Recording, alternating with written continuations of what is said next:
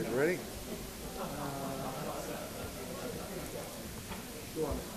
All right, I'm ready to start her up.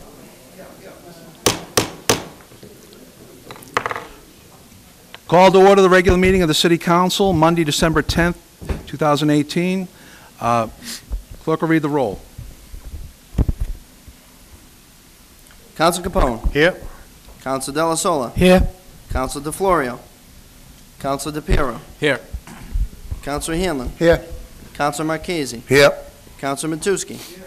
Counsel McKinnon. Here. Counsel DeFlorio. Here. Counsel McLaughlin. Here. Counsel Simonelli. Here. And President Napolitano. Here. 11 members present. Mr. President, you have a quorum. If you would rise to salute the flag.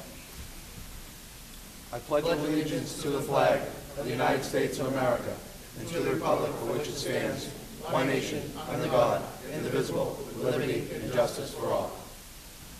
I'm going to ask everyone to remain standing for a moment of silence for Adrian Woodford, father of Sergeant Woodford, ever police officer.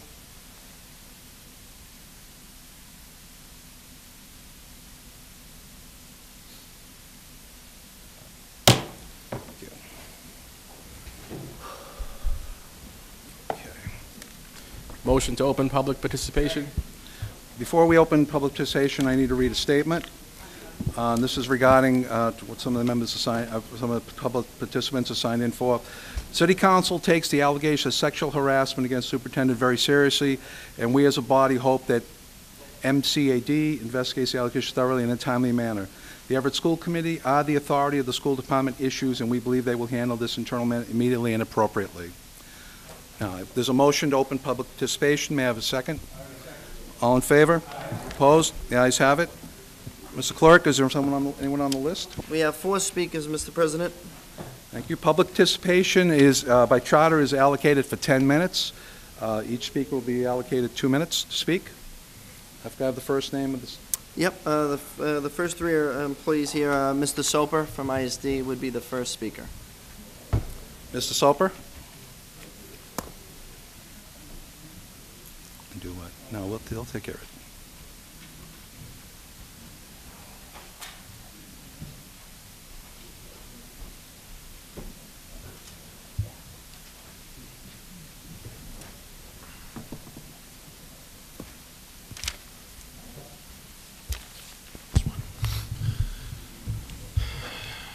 Thank you, Mr. Chairman, members of the council. My name is Jim Soper. I'm the Director of Inspectional Services for the City of Everett. Today, I don't know if you looked at your email, but I sent an email to all with pictures of the things that are going on in our city. These pictures show dangerous, unsafe conditions, housing that is, well, we got some pictures, very good. Housing that is substandard and dangerous to the tenants. We'd like to correct that. And I don't know if the whole police department is here in support of me, but I hope they are, because they're part of a public safety effort that we make here to make sure that these things, you know, go the right way. And we're valuable partners with them and the fire department as well. And, you know, I've been here probably 6 times speaking against this, and Chief of Police, Chief of the Fire Department have been here as well. And we've gone to great lengths to make sure that we are making the citizens of this community safe. And we'd like to continue that. Changing this ordinance to making it voluntary in any way is directly in conflict with what we are trying to do with these habitability certificates. We are trying to make sure that the tenants in these housings are safe. They have fire alarms, smoke alarms, they have means of egress, things aren't blocked, so that emergency responders who are in this room tonight can get to and make rescue when needed. God forbid we ever have an accident in this community because my department wasn't allowed to make that inspection. It should be on everybody's head who votes against this. So I've gone back and forth and I've said a lot of things. I think other things that I do want to tell you is this. Any ordinance that restricts the ability of a tenant to take occupancy and use their property as they see fit, i.e. inviting one of my inspectors in, is in direct conflict with our ordinances, the state law, and the U.S. Constitution. They have rights to their apartment. If they seek to invite us in, you should not prolong that and make them work around a situation where they will be safe sometime in the future. Thank you, Ms. Thank Soper. you. You've exceeded 2 minutes. Thank you. Ms. Clerk, next speaker. Next speaker is Chief Tony Colley of the Everett Fire Department.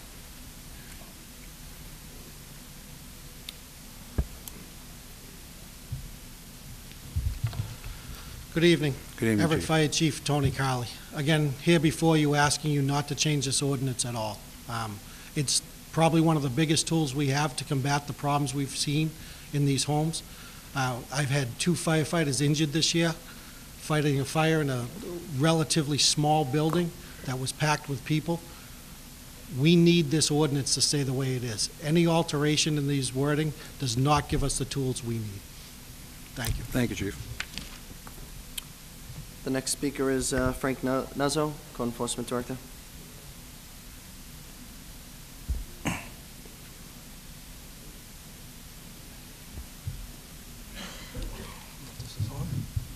Yes, okay. Good evening, Mr. Good Nuzzo. evening. It'd be hard to not repeat what you just heard, but as a Director of Code Enforcement, we deal with these issues daily. This is a tool that we definitely rely on.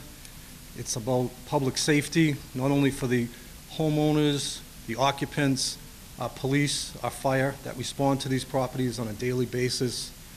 By amending this in any respect would just be going in the wrong direction.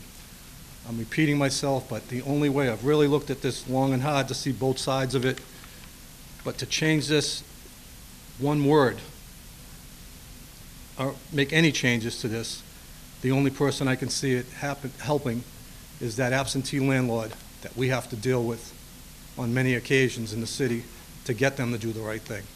So please, for the sake of public safety, do not amend it. Leave it just like it is. It's a very useful tool. Thank you. Thank you. And the final speaker is Gurley Adrian.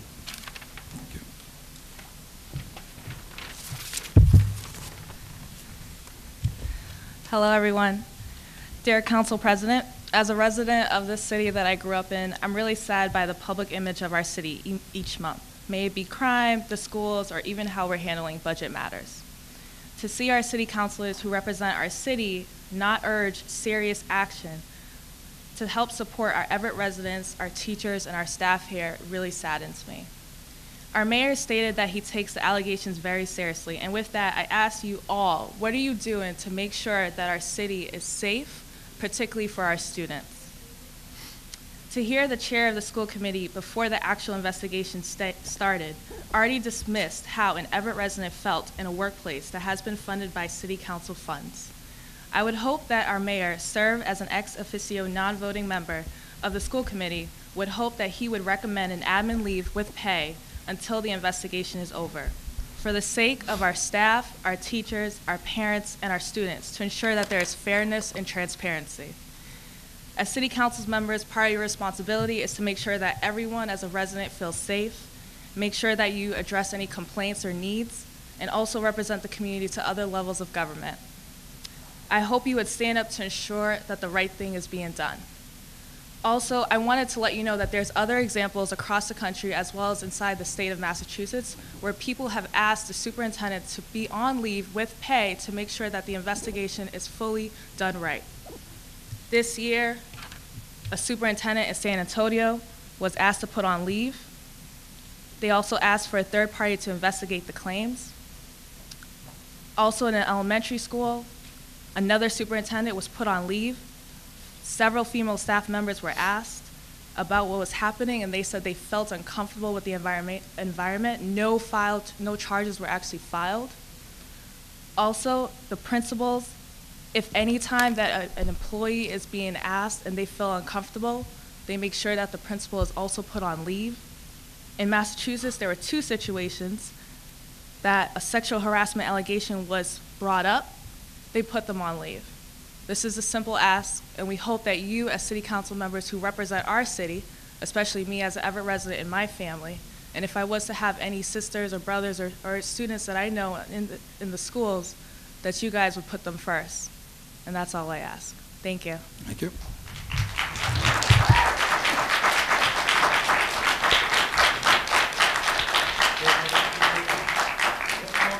We have a motion to close public participation. It's been seconded. All in favor? Opposed? The ayes have it. Ms. Clerk, do we have a check? Do we have a sign-in list? Yes, item number 2 would be the first one. Very good. Clerk will read, do I have a second? All in favor? Opposed? The ayes have it. Clerk will read item number 2. Item number 2 is an order offered by Councilor Peter A. Napolitano as president that the Everett City Council hereby confirms the appointment of Patrolman Joe Gaff to the rank of sergeant in the City of Everett's Police Department. Second motion. We have a motion for favorable action. Second. Clerk will read the roll. Councilor Capone. Yes. Councilor Della Sola. Yes. Councilor DeFlorio. Yes. Councilor DePiero. Yes. Councilor Hanlon. Yes. Councilor Marchese. Yes. Councilor Matusky. Yes. Councilor McKinnon. Yes. Councilor McLaughlin. Yes. Councilor Simonelli. Yes. And President Napolitano. Yes. 11 yeas, 0 nays. You have confirmed the appointment, Mr. President. Congratulations.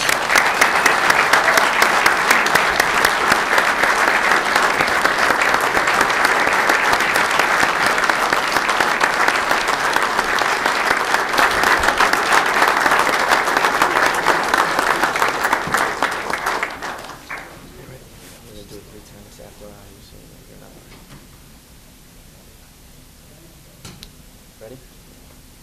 I I, Joseph Gaff, do solemnly swear do solemnly swear that I will faithfully and impartially I will faithfully and impartially discharge and perform discharge and perform all the duties incumbent upon me all the duties incumbent upon me as a sergeant as a sergeant in the Everett Police in the Department, Police Department, according to the best of my abilities according to my semester and understanding, and understanding, agreeable to the rules, agreeable to the rules, regulations, regulations, laws, laws, ordinances, and charter orders, and charter of the City of Everett. of the City of Everett. So help me God. So help me God. I I, Joseph Gaff, do solemnly swear do solemnly swear that I will bear true faith and allegiance true faith and allegiance to the Commonwealth of to the Massachusetts, Commonwealth of Massachusetts, and I will support the laws and I support the laws and Constitution and Constitution of the Commonwealth. of the Commonwealth. So help me God. So help me God. I I, Joseph Gaff, do solemnly swear do solemnly swear that I will bear true I will bear true faith and allegiance faith and allegiance to the United States to the United States of America, of America, and I will support the Constitution and support the Constitution of the United States. of the United States. So help me God. So help me God. Congratulations, Sergeant.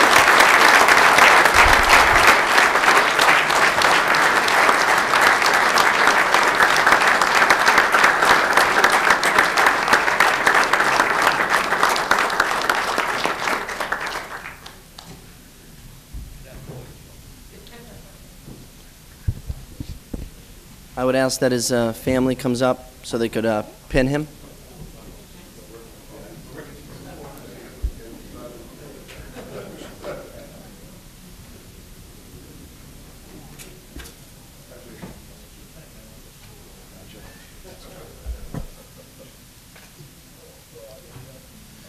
Council will take a 5-minute recess for pictures with the family.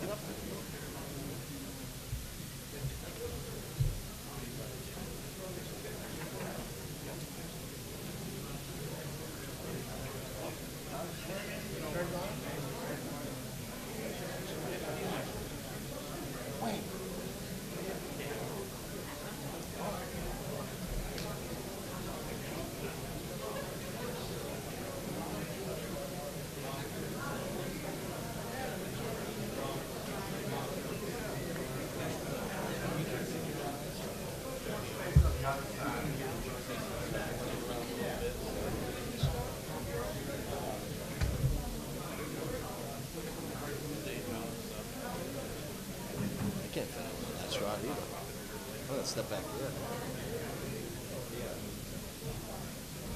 Can't get him. You're gonna have to squeeze. Squeeze.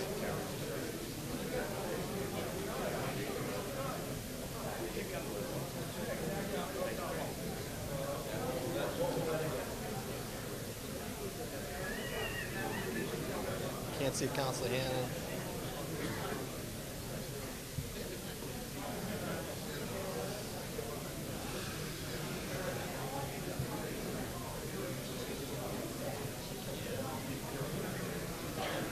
You gotta squeeze in.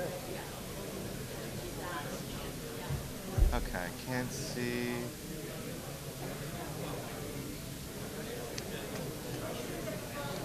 Yeah, okay, that him, that Al? should. Good? I think that should work. Yeah. Yeah. All right.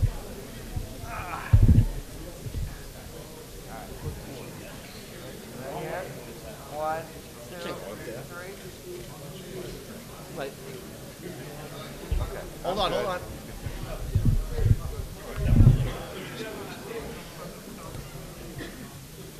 You gotta squeeze in. I can't get him. Squeeze in on that one.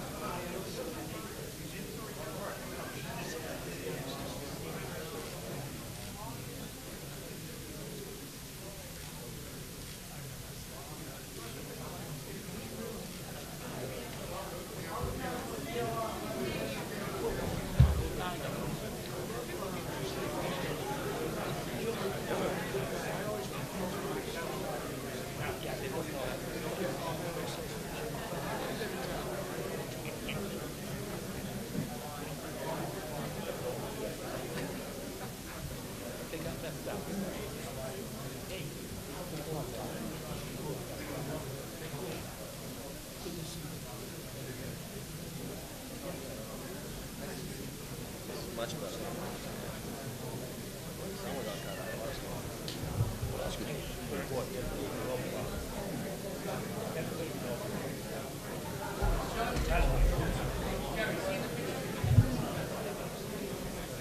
No. Ready? 1, 2, 3. Then right here. One moment. All right. Right here. Ready? 1, 2, 3. Okay. All set. Thank you.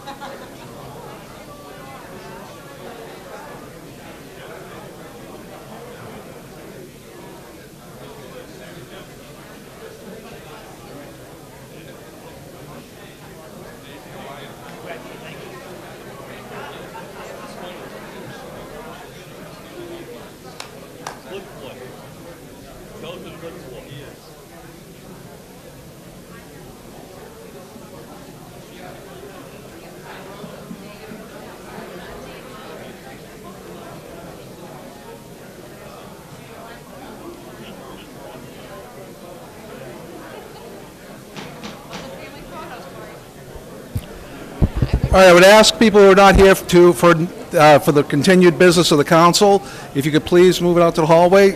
We need to get back started again. Somebody's got to make a motion.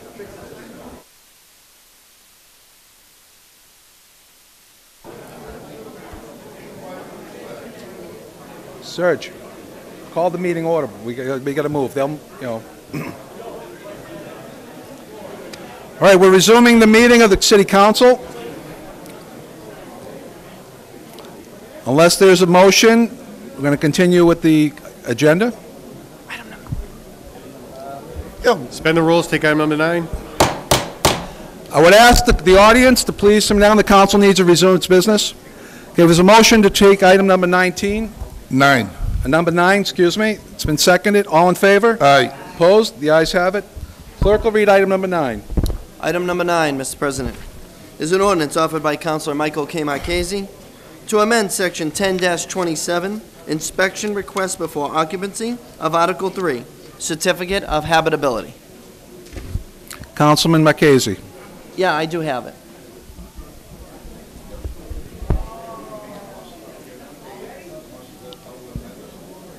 Councilman Marchese, you have the floor. Before we proceed with this, I just want to know if the wording has changed. Was the may eliminated back to a must? 1 second, Councilman. I'm going to ask the audience to please quiet down a little bit. We can't hear the business going on up front here. Councilman Marchese.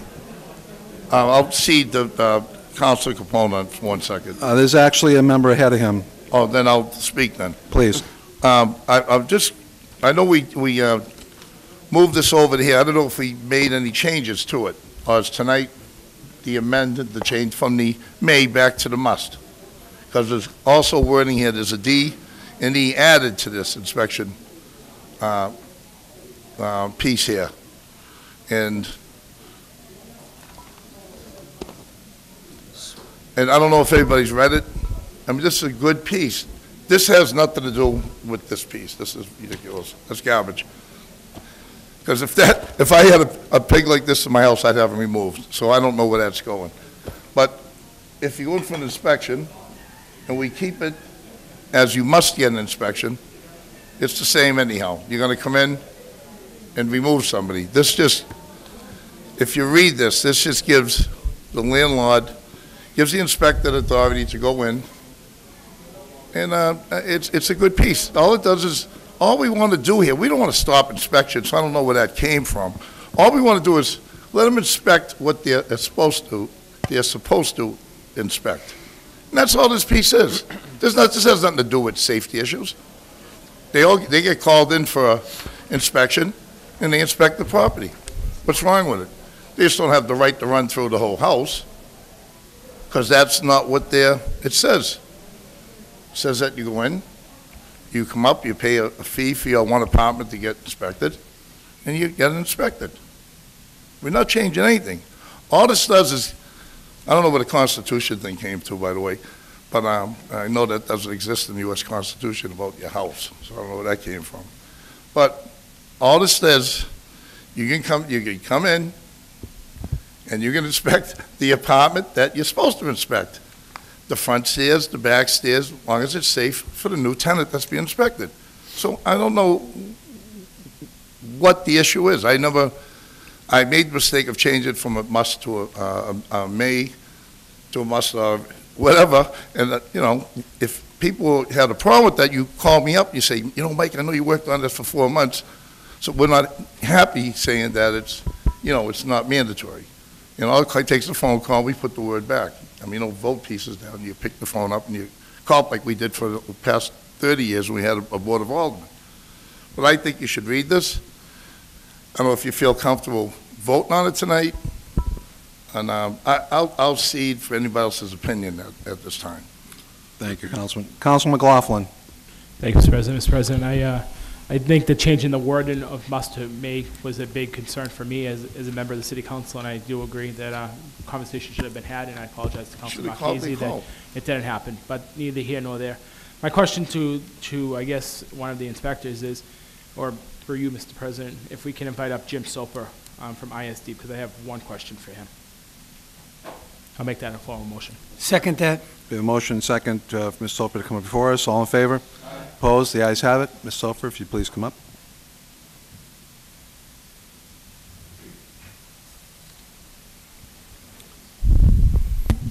Thank you, Mr. Chairman. Jim Soper, Director of Inspectional Services, City of Everett.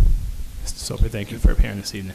Mr. Soper, so you go to an inspection currently, you get called out to a three-family house, and Unit 2 is the vacant unit that is going to be inspected because a new tenant is going to move in. Are you guys now currently going there looking for everything that is on that premises from start to finish, first floor through the rest of the building? Are you going there for Unit 2, and if you see something, say something to sort of a motto? Or are you going there, or your inspector's going there under the understanding that it's a tool to get in there and to bombard the police, and to now run amok and go? We have no intentions of running amok with the police. What our intentions is to inspect that unit that we've been called to inspect and all the common areas related to that. We do go out knowing how many units are in that building, and when we see an additional unit that's in that building, we note that as an illegal unit, and we might knock on the door and see if someone's living in a basement apartment with a single means of egress. And that's a dangerous situation. And I think you might want to consult our legal team as well on the rights of the tenants to call for these inspections, and the right to not have that inspection barred by the owner of the property. That's what's really at issue here.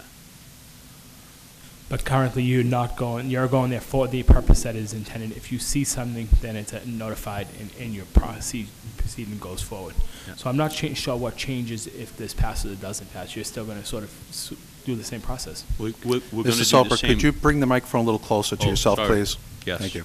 Sorry about that. The change that doesn't seem to be getting through and is important here is the wording in Section D that limits the inspector to go into another apartment when they're asked, and that can happen. So a tenant comes out in the hallway and says, "Mr. Inspector, can you come in and look at this?" And under the way this is written, we're supposed to say, only if the owner allows that. And that's not what the state statute says. That tenant has possession of that property, can invite in anybody they want. That's on the state statute, Mr. Soper. It's a right of free association See, that's in the Constitution. State statute supersedes what we can do in these chambers. But I do understand the argument as well, is that if a tenant is not notifying their landlord because they so choose to want to set up some sort of a scam or some sort of, rent issue, whatever the case might be, this could be a tool for them to be able to utilize to not notify the landlord, but to have come to you guys first. So that's what I'd be concerned with. this won't prevent that, because we get that all the time. That's a phone call from a tenant who's been evicted because they didn't pay the rent. And that happens all the time. Tenant doesn't pay the rent, we get a phone call because now they're evicted, and we have to go, and if there are violations, we will write a violation letter as we're supposed to under the law, and they will bring that to court. This doesn't stop that. That is really where that happens. It's not Unit 1 and 3 coming out and saying, "I want to make a big deal." They come right on the phone. They know their rights. They know what to do, and we have to follow the law.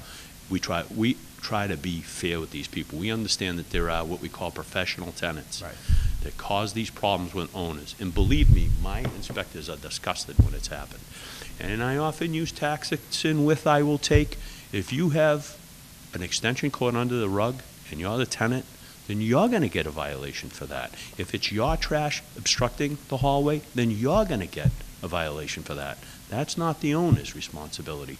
So we have to know who's done what and then write letters accordingly. And it's a difficult position to be in. Everybody deserves their rights, and we're not beating up on everybody. There's some people we caught with particularly bad situations, and yes, they have to be corrected. But they do so that it's respect. Treat people with respect. Thank you, Councilman. Councilman Capone. Thank you, Mr. President. Through you to our invited guest.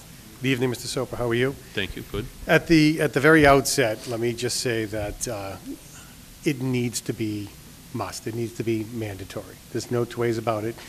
Your department serves a vital and necessary function. I've been involved in real estate and in landlord-tenant law for a long time. And unfortunately, there are many folks out there who are not responsible landlords. But by the same token, there are many that are. And it sounds like you may have read the amendment that I had thrown together. You got the D? That's quick. I brought it up here tonight. I typed this up about 10 minutes before the meeting, and I brought it up this evening. And the intent is that the function is vital, it's necessary, and at the same time, we want to give the landlord some peace of mind that when an inspection is done on a property, that it's going to be done in a professional manner, which I don't doubt that it will be. But there's got to be guidelines that everyone can go by. With this amendment, what I was going to suggest to this body is that we refer it to the city solicitor, and I was going to refer it to your department to take a look at it, see what in it is acceptable, what might need to be tweaked, and the end result, trying to get a piece that everybody can live with. Give you the opportunity to do what your department has to do, and at the same time, give the property owner some level of peace of mind that there are some limitations to the inspection. With regard to D, to touch it real quick, a tenant has quiet enjoyment of their apartment, absolutely. There's no intent to stop them from contacting. What my intent of the amendment on this was to stop the tenant from piggybacking on an apartment inspection. If there's a concern in their unit that doesn't rise to the level of a serious safety issue, then it would be on the tenant to make a contact to the proper department at City Hall to have them come out on a separate time to inspect their unit and see what their issues are. That's my concern. I don't want one of those quote-unquote professional tenants, hey, while you're here, come in here and look at this. If it's a legitimate issue, absolutely, make a phone call. Contact the Board of Health. Contact the building department. Say, I've got this going on in my apartment. Can you please come out?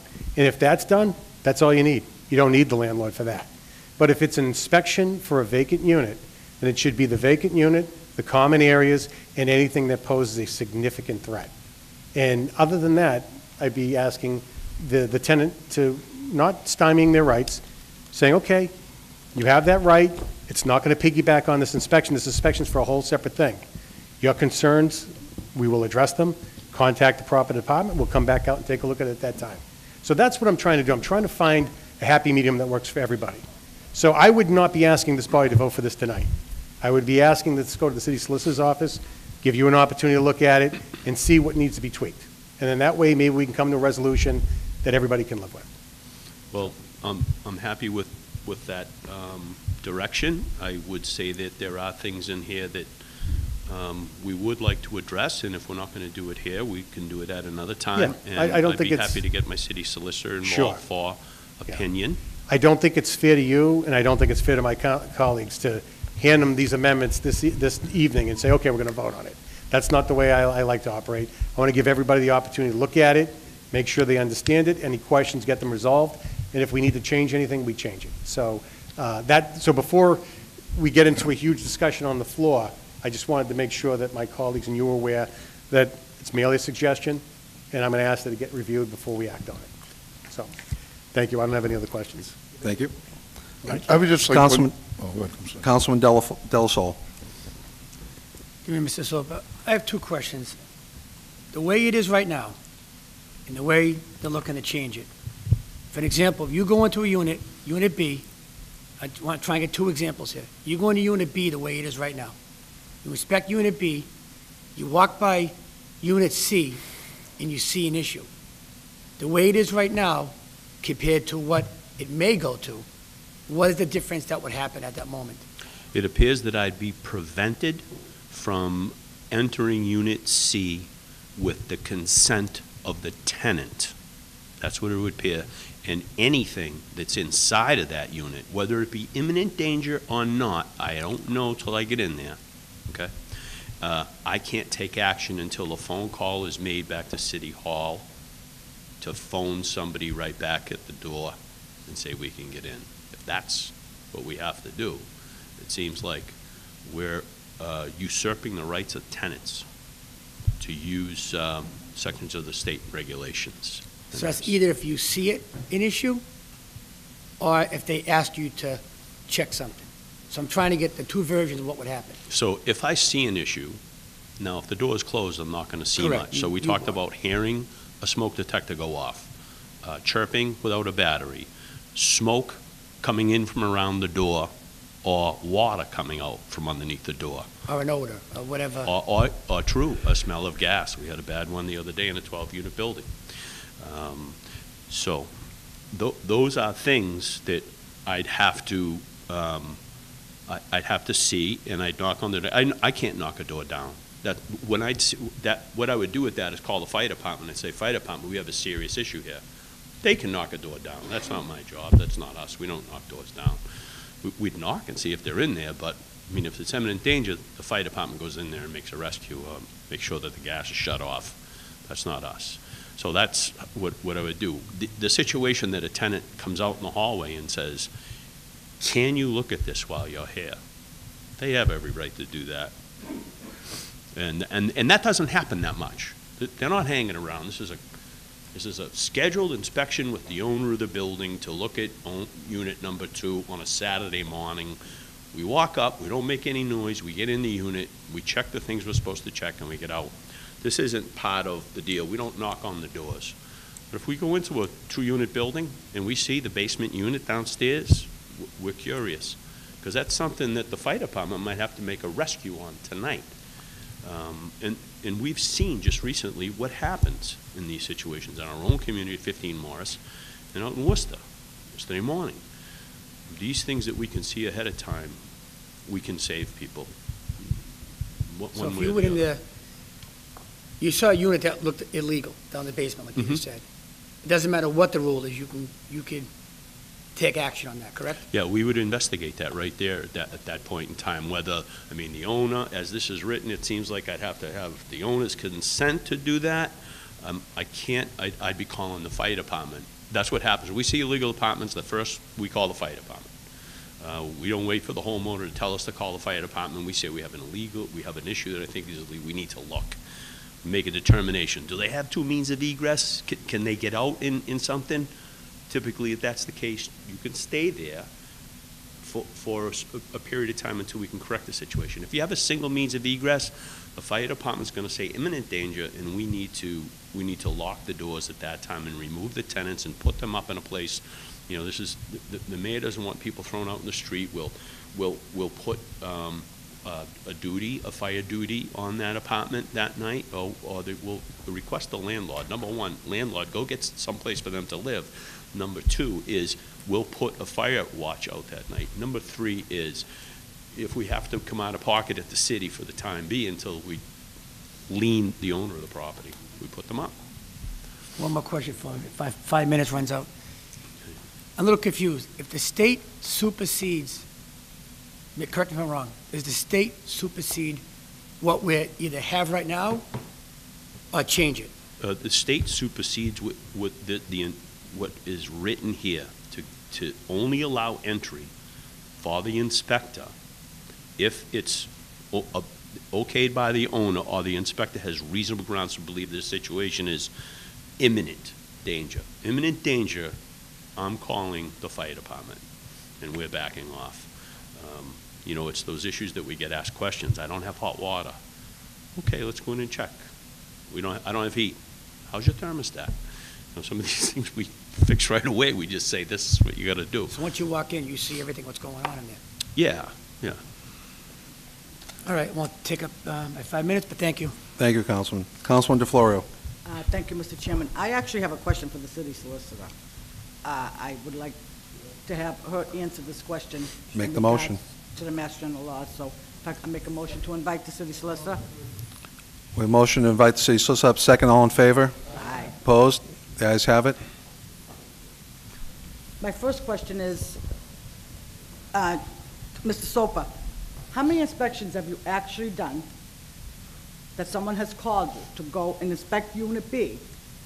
And how many people have actually come out of Unit A and D, for example, to tell you to inspect their properties? In all these years that you've been doing the inspections here? This is a very rare occurrence, very rare occurrence. All right. Now, to the city solicitor, we have a Mass General law. By us changing the law, it's against the Mass General law, is that correct? There's well-established state and federal law that a tenant or an occupant has the authority to grant permission for somebody to come in. So those federal and state laws would preempt a local ordinance. All right, so now by us writing an ordinance that's saying we're not allowing you to come in, it's against the Mass General Law. It's unenforceable. Unenforceable. So this is what I'm saying. So I feel really bad for the counselor that has spent 6 months on this, because this should have been stopped from day one. From day one, they should have said, look, this is Mass General Law, this isn't right, we can't do this for the reason of so on and so on. There are some good things in there that we can put in there. And to the respect of the counselor, obviously, we'd like you to look at it. And my office would have been happy for the last 6 months to meet with the counselor and review the language. okay, so anyways, so I have no problem coming to you, but I just want to make sure that we don't do anything against the Mass General Law that's not enforceable. I don't want to put laws on the books that are not enforceable. Whatever laws we put on the books. If our inspectors went by the ordinance and, only went in with, when a landlord gave permission, and a tenant wanted to appeal that, obviously the tenant would be successful, so. Okay. So, all right, I don't have any further questions. Thank you. Okay, I have two speakers who want to speak a second time. I have one that hasn't spoken yet. Councilor Matusky. Thank you, Mr. President. These photos here are from you? They're from my Your inspectors. department? Yeah, my inspectors from my department, yeah. These are very disturbing. I would say yes, they are disturbing. I've never to seen see anything it. like this. I've seen hoarding on TV and so forth, but this is disgusting. And I see ones on Ellsworth Street because the address is on the door. Did these people call you, or the landlord? Now, how'd you get into these units? There's variant ways we get into those units. Sometimes it's a neighbor across the hallway that calls us. Sometimes it's the police There and the has to be an fire. odor involved with something Sure. like this. Police and fire make rescues in these areas, and medical EMS shows up, and we get the call to go out So there on these that night. particular properties, somebody called City Hall and made a complaint. Was it the landlord? Was it the tenant? I mean, Some of those, how can you live in this? some of these have been discovered as well when we do habitability inspections, and we find, particularly, these are the legal apartments in the basement. Well, this doesn't look illegal. This looks like it was a nice apartment at one time, has a fireplace in it. It's disgusting. And is it more than one, these different apartments? Yeah, I know, you didn't probably get all the pictures, but I probably sent 100 Yeah, pictures today. They were all emailed, but I only printed a few. I understand, Well, the yeah. ones I have here, there's about 25 of them. They're disgusting. And I'd like to know, if I lived next door to somebody like this would really terrify me.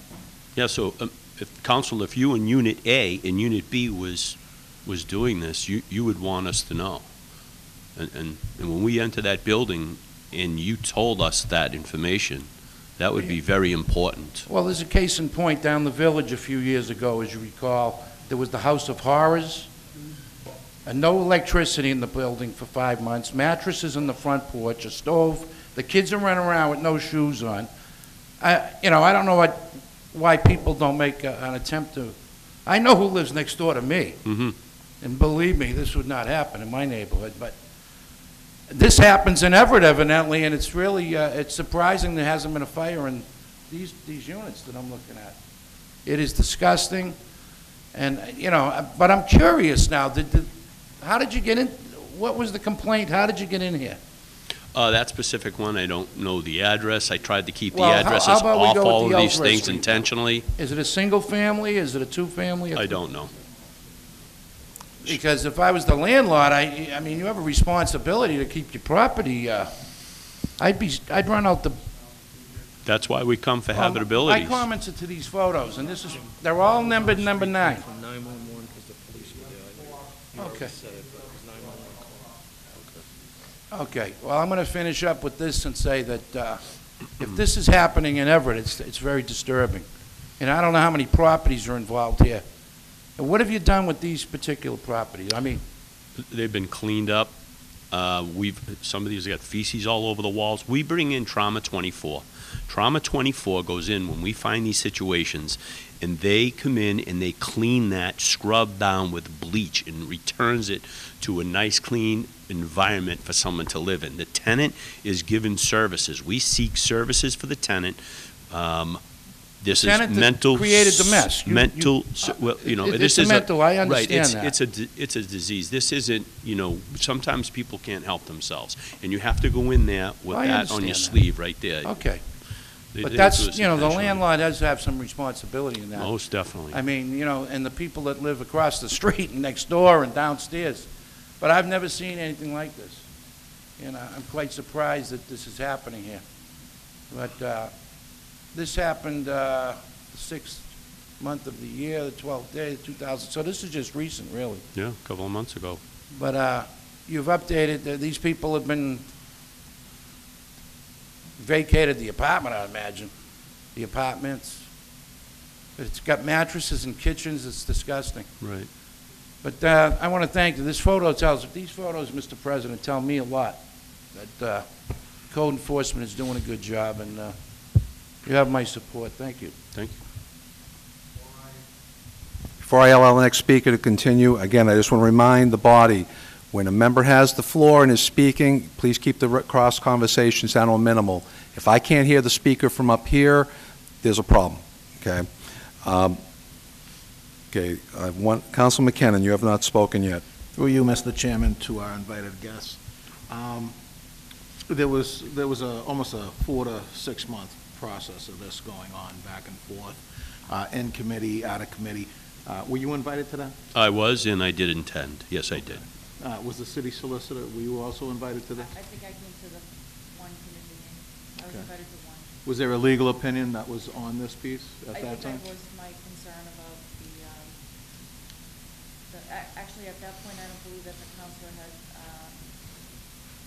had the language about the landlord. I think he just was changing the shall to the may at that Okay. point. It was in the very, very beginning. I mean, because we do have a piece that was kicked back out to us, and this is the first time I was reading it tonight, so I have it in front of me, but I think this needs to actually be looked at, and if we could give it, and we could give it some time to have everyone sit down, possibly at the same table, and go over this thing here with the councilman. It's been working on it for approximately, 6 months now, I think, or more? So if we could do that, maybe that would be feasible for everybody involved here, and you can come down with a finished product like we usually do. So that's manageable on both sides, common ground, and then legal, to be specific on this one. State statute supersedes anything that we do here, correct? So if there's a state statute that's already in place, what does that state statute say? I defer to the solicitor. It's just it has nothing to do Could you with- turn your microphone on, please? Thank you. It has nothing to do with inspections. It's just that occupants of a unit have control over the unit and have the authority to invite or uninvite or allow or not allow. So it's to that specific unit that they occupy? Yes. Yeah. Is there common ground too, common areas and stuff like that as well? Yeah, they'd all have access. A common area usually is open to invitees, so any invitee. All right, I mean, I just think it's more of legal jargon to where we have to get to an end product here, I would think, and input from various people that are in positions of power here. Well, I mean, I'll be honest with you, I'm not getting it how it went 6 months and then we're coming up with this still, till now. yeah, And initially it was if that's a question. Yeah, I'm Initially- answering because I'm not getting it. Initially, it was to make these voluntary, to make these inspections voluntary. And then at one point in time, it seems like there wasn't a really flavor for that at the council, and then there was an attempt to make and restrict the rights of tenants to call upon inspectional services, whether by phone or whether by seeing them in your hallway. And that's where we are now. And Council, I really think this is one of those things. If it ain't broke, don't fix it. And I'd like to know what's broke. I mean, let's talk about what is No, broke here. I'll be honest with you, Mr. Soper, every time that we've called you, every time that you've had to respond to different various issues that certain people have had, you always have come down and actually done the job. So that's not a question. I'm trying to figure out what we need to do to make this feasible for both sides to happen as a law in our city. And if we can figure that out, I think then this all ends. And everybody walks away happy, including the tenants, including the landlords, and not so much the absentee landlords. So if we could do that, then I say we do it. So if we can actually send it off to either a committee again to rehash it and have everyone come back or something to that effect, that might be feasible. Thank you, Mr. President, I'm done. Councilman Hanlon. Unless someone has another motion that they'd like to make, I'd like to indicate that this is just being received this evening, this amendment. I've read it 8 times while I'm sitting here. It looks darn good to me, and it looks like we protected the city, we protected the landlord, we protected the tenant, and we protected the city departments. They have all the rights that they need in here. I think we just have to read it and look at it and understand it. And I really don't think we have to talk anymore about that. So I'm going to move that previous question. Okay, actually, Councilman Marchese Just have had a couple indicated. quick questions. And, I mean, this is, I understand this. This is what this piece even talks about. The owner must request, well, you go back to must, a legal status from the department prior to renting a vacant dwelling unit. Not vacant. So this has nothing to do with this piece. I just want you to remember what you're reading. You're going all over the place. We're not restricting anybody from anything. All we're saying that when you come in to look at apartment number 3, you look at apartment number 3. We're not restricting the tenant. If the tenant opens the door and it looks like this, it sure the hell ain't the landlord's fault it looks like that. He's not going to open the door and say, hey, come on in, look at this place here. My landlord, you know, I mean, you know, that's not a landlord issue. That's a dirty tenant. So what they do is good, and I'm not saying it, but read what this says. Prior to renting a vacant dwelling unit, said inspection shall be limited to the unit in question in all common areas. That's all this is. All this does is give a little protection to the landlord. I mean, do all cities have this? Do all cities have this? I have a list of the cities that do have it. We've checked. All right, not all of them. Let me just tell you, Chelsea has it. Yep. Certificate of habitability upon each vacancy every 5 years. Yep. Revere, certificate of fitness upon each vacancy. Malden, Yep. rental unit inspection certificate upon each vacancy. Medford, certificate of inspection upon each vacancy. And Winthrop has it as well. Well, good. So, okay, so we got 5 places that have it. They're all greater Boston areas which should have it. Yeah, our surrounding Yep. communities. So, I mean, how many times do you, like, just walk in? I mean, you walk in and say, oh, like you just mentioned somebody about a door, and you said, well, we want to make sure what's behind that door. What right do you have to know what's behind that door when you're in to inspect one particular unit? That's all I'm trying to get at. If that's a question, and I will answer that, and then I'll say, the only time I'm interested what's behind that door is if I see smoke coming out from around that door, if I see Well, water I understand that. coming out from Don't get around me that wrong, door. you're right there. If I hear a fire detector, carbon monoxide But if detector you going hear nothing, off, what makes you want to walk into a house and It say, doesn't. what's behind that door? It doesn't. Sure it Oh, well, does. the other thing might be the fact that it's an illegal apartment It- in the even- basement even if with it a is an single illegal- means even of if it egress is an illegal that we department, found, You're not, and we need you're to not enforce. sent in there to look at anything but what you're sent in to look at. Limited to the unit in question in all common areas. You're not in there to inspect 2 units that may look like this. You're to go look at the vacant one. If there's a charge from someone, I can understand why you go in there Yeah, we go in upon request, upon request. like the state law allows, and it doesn't require us to get sign off or And approval that's it. of. It's not denying you That's the guys to issue. do anything. It just gives a little privacy, and I mean, maybe, I can't see how you have the right to come into anybody's house. Even if someone is, say, going, one of these, some of these, half these old houses that have in-law apartments, single families that have them, You shut them down, I don't know, they had them for, what, hundreds of years, and I'm sure all the 5 cities you had there. All of a sudden now you're throwing grandma out the door because she can't squeeze out the basement window. I don't know. Is that right? To put somebody out of the house, yet they can walk up through the front stairs? Right? I mean, you know, that's a second egress. That's all this is getting at. You're going in the wrong direction here. Read what this says, and they can do that, but they do that. That's it. It says unless authorized by the owner. Authorized by the owner, yes. And that's the objection, the authorization of the Well, owner. we're gonna put the must The owner, back. if we can agree that the owner is the tenant of that unit, then I don't have an issue. Not the tenant of the unit, the owner of the unit. Yeah, the owner of the unit occupant is is the one that has the the tenant. right. Now, if we can agree that those are But the it's same. vacant, but it's vacant. I don't have an There's issue. nobody in there. It says a vacant apartment, that's what I'm looking at No, we're here. talking about the apartment with some other door. It's not the one we're going into that, you're not upset about the ones we're asked to go in by the owner. But if we can look at the ones that are vacant, but if we can look at the tenant and the owner being the same person, because that tenant is the legal owner of that apartment. All right. And we're saying, and if you understand that, So what does then this I have have to do no with, objection. what does this have to do with visiting a vacant dwelling apartment? That's not a vacant dwelling apartment. And I'm sure in hell not gonna have, hey, why don't you come up here and check this baby out?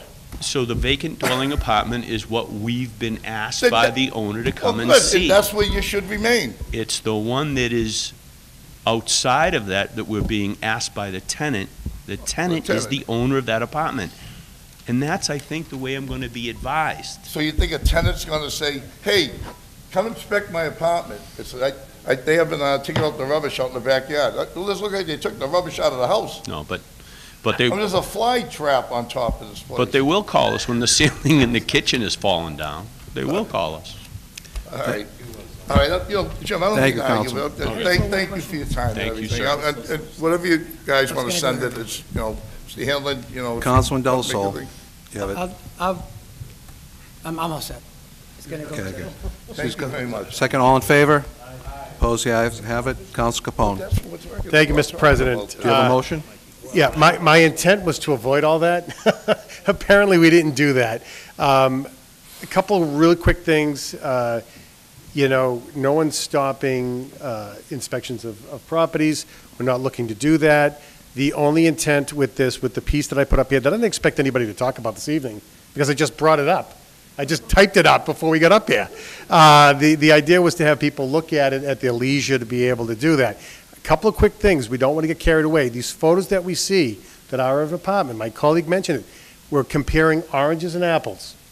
The ordinance is to inspect a vacant property when a landlord wants to rent it. Clearly, what we see in these pictures are a problem and an issue of a tenant. This is not the landlord's issue. It's their issue. They didn't create it. Thank you for pointing that out. The other thing is that 5 of 350 some odd communities have the ordinance. So that's great, they're progressive, but that's a heck of a lot of communities that don't have this. So we are protecting our residents. And then the other thing I want to point out is that it was mentioned that it's very rare that a tenant comes out and asks for someone to come in. So quite honestly, it should be a non-issue if it's very rare.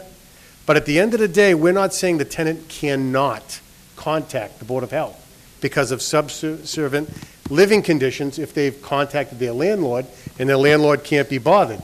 Absolutely, they have every right to contact the Board of Health.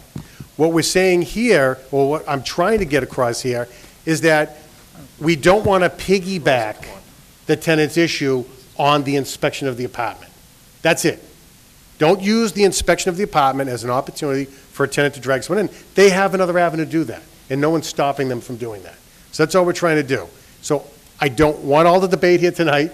I just want to refer this to the city solicitor and to the building inspector, get their response back at our next meeting, and then maybe we can get a happy medium that everybody can live with.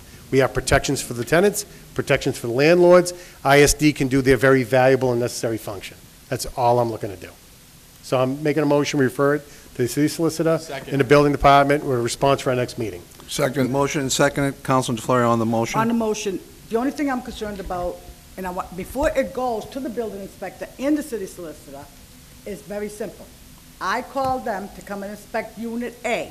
they see an illegal apartment in downstairs, with this ordinance, they are not able to go into the illegal apartment. Not true. Not true. That's the way I read it. If I can respond to that, it's up to you. No, actually, if I could, from the chair, you have a valid question, I know you have a valid answer, but the motion is to send it to the city solicitor so we can Send it get out. a legal decision from our qualified source. So I would ask, rather than we debate back and forth again, unless there are any further comments on the motion, seeing as there's none, all in favor? Aye. Opposed? The ayes have it. Clerk will read the Mr. next Chairman, item I'd on the like to list. rise for personal privilege. Councilman Hamlin. I'd like please. to thank you for recognizing me, allowing me to speak and move the previous question, which you did not, I beg your pardon? which you did not. Okay, I didn't understand what you just said. Could you please? I asked you, I am moved for the previous question, and you said, yeah, but first I want to let him speak. That's not what the previous question means. Councilman I don't Marchese. have to give you a lesson in parliamentary procedure, because you know it as well as I do. You should have immediately just stopped and taken a vote. All due respect, Councilman, I did not understand what it was you said. Councilman Marchese was the next speaker. 3 new speakers I was came the into next place. speaker. You called me. Councilman, if I could finish my statement, please. Why should I? Nothing on the before us. You made an accusation, Councilman. I'm going to respond to that. Councilman Marchese sat through 3 additional speakers waiting to finish up on his point. As the sponsor of the piece, let's have a little courtesy for the sponsors of this piece. They put in the work, they put in the time, they've entitled to speak on it. They don't need to be shut down by any one member. And I did not hear what your motion was. If you had motioned for the call for the question, I did not understand that from You here. did say, well, wait a minute, we'll let Councilman Marchese speak first. Because he was next. And I did not understand what it was you were speaking on. This is the problem. Every member cross debates while there's a speaker. You cannot hear what's going on up in the chair here, so I have to work to that. You may know what you said, Councilman, but I did not understand that. Okay, I did not understand what you said. So, Clerk, would you please read the next item, please?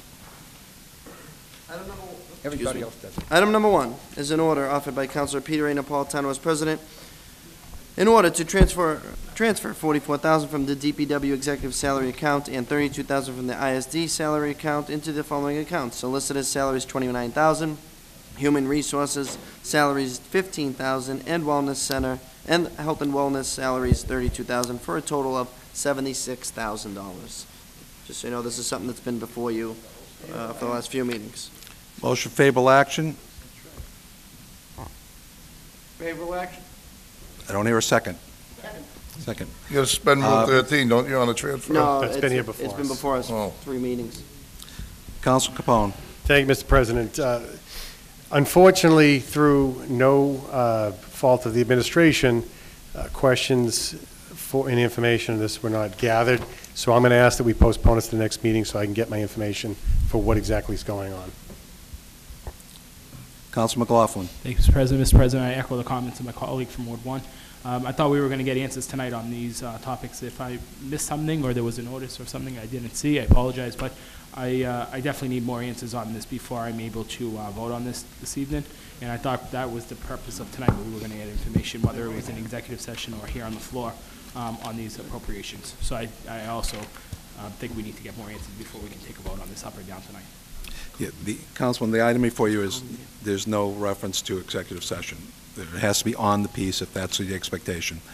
Councilman Matusky.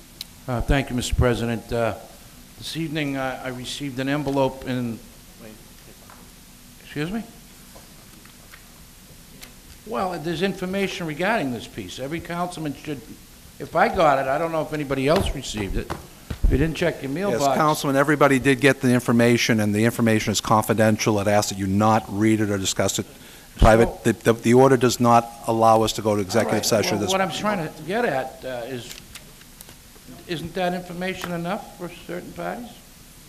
Ms. Mejia is also To here make a decision, you discuss it mean? if you'd Yes. like. Yes, I agree. But that's not my call. That's the body's. Well, call for the question then. Okay, the motion is, Question is favorable action.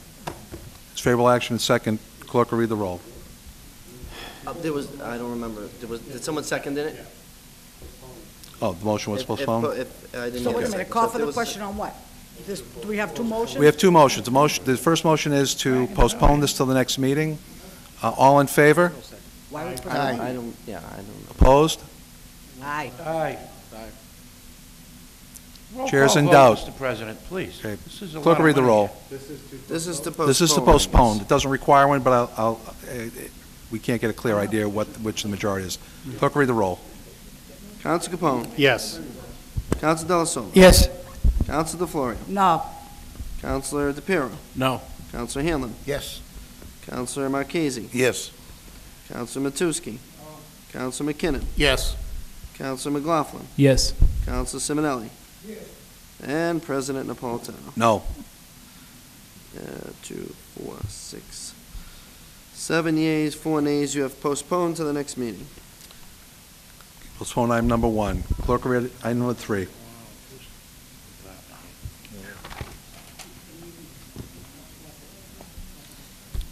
Item number 3 is an order offered by Council Peter A. Napolitano as president to accept a donation of $1,000 from Snitzer Steel Industries for the City of Everett Toy Drive to be deposited into the City of Everett's donation account. We have a motion, a favorable action, seconded, letter of thanks. Clerk will read the roll. Counsel Capone. Yes. Counsel Delasola. Counsel DeFlorio. Counselor DePiero. Yes. Counselor Hanlon. Yes. Counselor Marchese. Yes. Counselor Matusky. Yes. Counselor McKinnon. Yes. Counselor McLaughlin. Counselor Simonelli. Yes. And President Napolitano. Yes. 10 yeas, 0 nays, Mr. President. You're passed. You've passed item number 3. Clerk will read item number 4.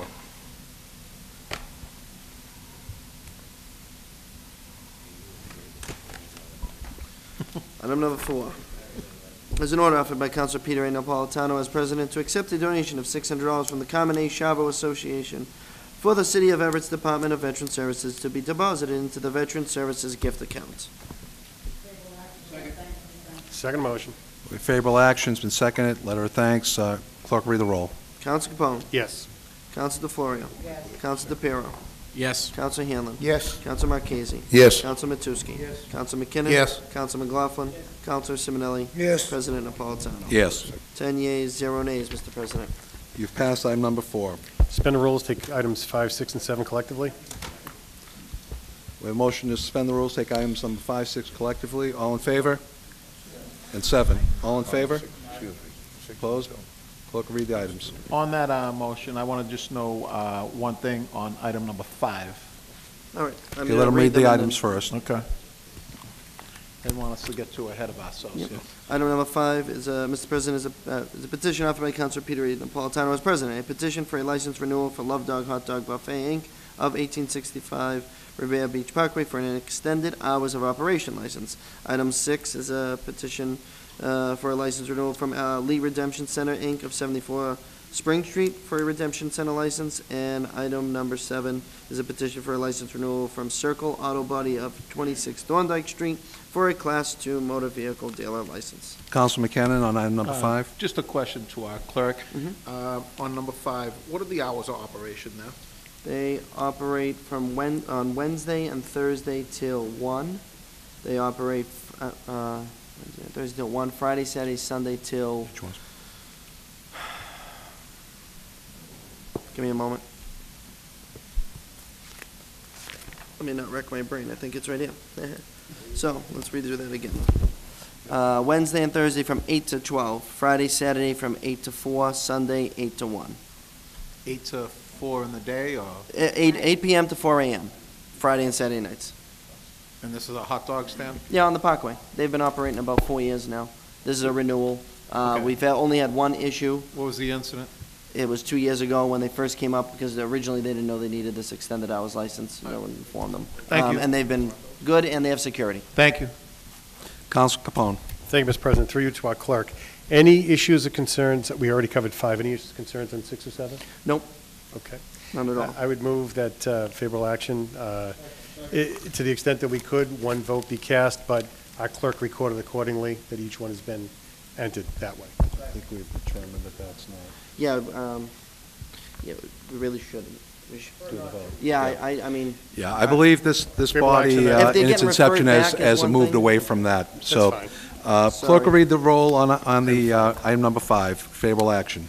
On 5, Counsel Capone? Yes. Counselor Della Sola? Yes. Counselor DeFlorio? Counselor DePiero? Yes. Counselor Hanlon? Counselor Marchese? Yes. Counselor Matusky? Yes. Counselor Yes. McKinnon? Yes. Counselor McLaughlin? Counselor McLaughlin?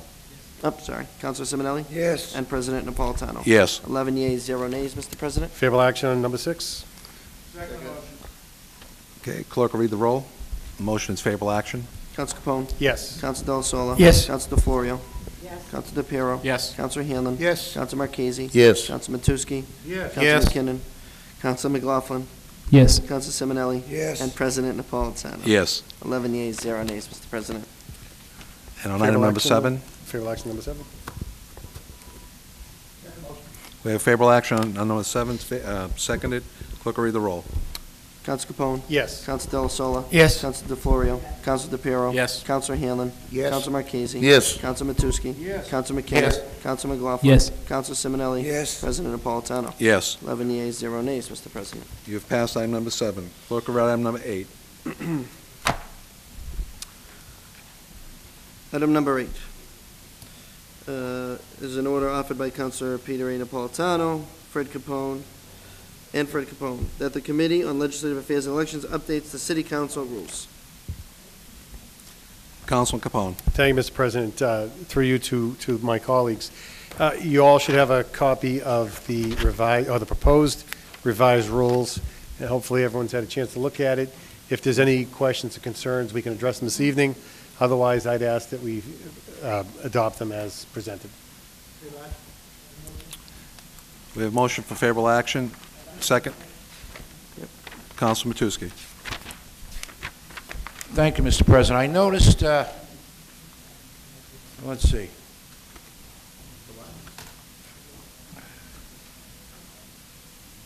Items 12, 13, 14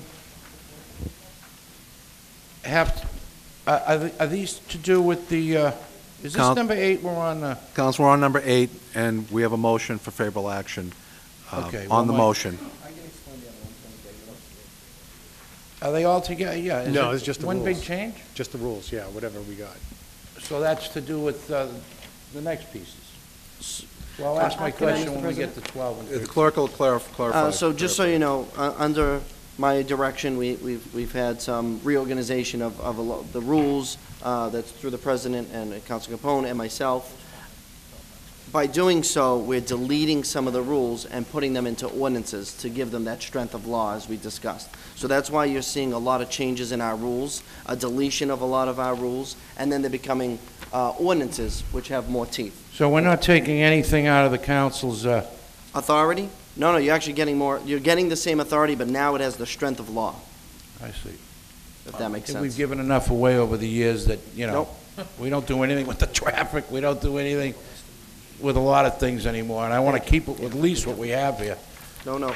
Yeah, Councilman, Okay. these items were unenforceable by the city council because they were in our rules. They were not, they didn't have the weight of law as an ordinance, and that's the reason why they've been moved out. Thank you, Mr. President. I did watch the committee meeting, I just want you to know, and I just, without the paperwork in front of me, I couldn't figure it out, so, thank you. And this was posted in accordance with our laws, so it's ready to be passed.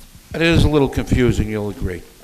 I absolutely. I mean, there's a lot of There's a lot. sections and so forth that... Absolutely. I agree with you. If you don't have it on paper and you don't read it, No, it's a lot. It's a It was a little lot. different. But Thank the you. committee did a great job. Councilman DeFlorio. I know the committee spent a lot of time on this, and I did happen to watch the meeting myself, and I agree with a lot of this, but I haven't had the time to really digest all of it, so I would request that we postpone it to our next meeting. Which is fine. If you guys agree. Okay, we have a motion to postpone this to the next meeting. It's been seconded. Councilman McKinnon on the motion. I didn't even get that. 1 second, Councilman. Actually, I didn't even get that. Councilman, one moment, please, if you could. sorry. Councilman DeFlorio, were you finished? I didn't mean to cut you off. No, I that's think I okay. did. They were in that I packet. noticed that a lot of them didn't get this piece. That's the only reason why I made that motion, Okay. to postpone it to the I'm next gonna- meeting until everybody feels comfortable with it, because I don't want this questioned again in 3 weeks, or 4 weeks, or a month from now, Yep. saying, well, I don't know why this was changed. Right. So I believe that a lot of them don't have this, and maybe there should be, give them another chance to look at it Absolutely. and digest it, because I don't want to hear 6 months from now that something was changed and they don't agree with it. Right. That's Thank easy you. enough to. Council McKenna. Ditto. Hey, that's my line. All right, so the motion before us is to postpone this to the next meeting. It's been seconded. All in favor? Opposed? The ayes have it. Clerk will read item number 10.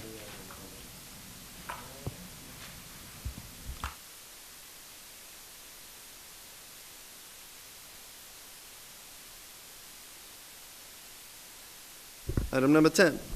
Mr. President, is a resolution offered by Councilors John Leo McKinnon, Fred Capone, and Rosa DeFlorio, that the City of Everett look into the feasibility of starting an internship program for all departments, and to reach out to colleges and trade schools in the area to tap into the talent pool they may have. Council McKinnon.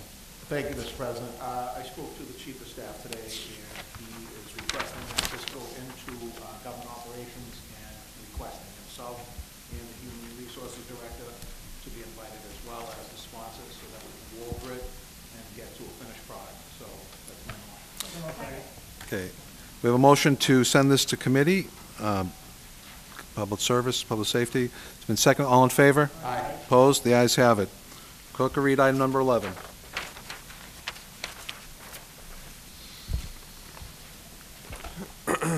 Excuse me. Item number 11 is an ordinance offered by Councilor Peter A. Napolitano as president to delete Section 23, Appendix A in its entirety and moving it to Revised Ordinances, Chapter 4, Section 4-1C. If everybody recalls this, all this is doing is allowing the building department and this board and the mayor to change fees without going to the planning board. So the planning board recommended that it goes into the general ordinances instead of a planning ordinance where we have to post, have multiple public hearings just to change a fee.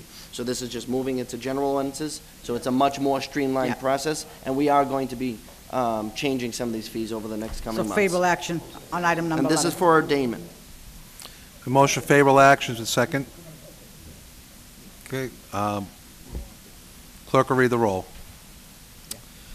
For ordainment, Counsel Capone. Yes. Counselor Della Sola. Yes. Counselor DeFlorio. Yes. Counselor DePiero. Yes. Counselor Hanlon. Yes. Counselor Marchese. Counselor Matusky. Yes. Counselor McKinnon. Yes. Counselor McLaughlin. Yes. Counselor Simonelli. And President Napolitano. Yes. 10 yeas, 0 nays, Mr. President. You Okay, have ordained. item number 11. Thank Clerk you. will read item number 12. Item number 12 is an ordinance offered by Council Peter A. Napolitano as president. An ordinance to standardize procedures for licenses and permits issued under the authority of the City Council. Motion favorable action. On that Second. motion, On the motion, Counsel McKinnon. Clerk, could you just give us a brief synopsis on this? Yeah, I'm sorry. Sorry. No, I'll wait. We are on standardizing of procedures. So, again, this is to streamline my office's procedures on licensing. Prior, under Mr. Matarazzo and prior clerks, we had multiple procedures for different ordinances, and it didn't make sense. Every Just give me the license. authority now.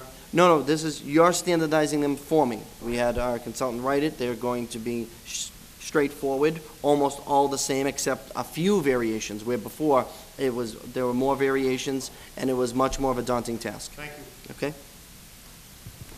Okay? Again, this is for ordainment. Clerk will read the roll. There was a motion made. Yeah. No problem.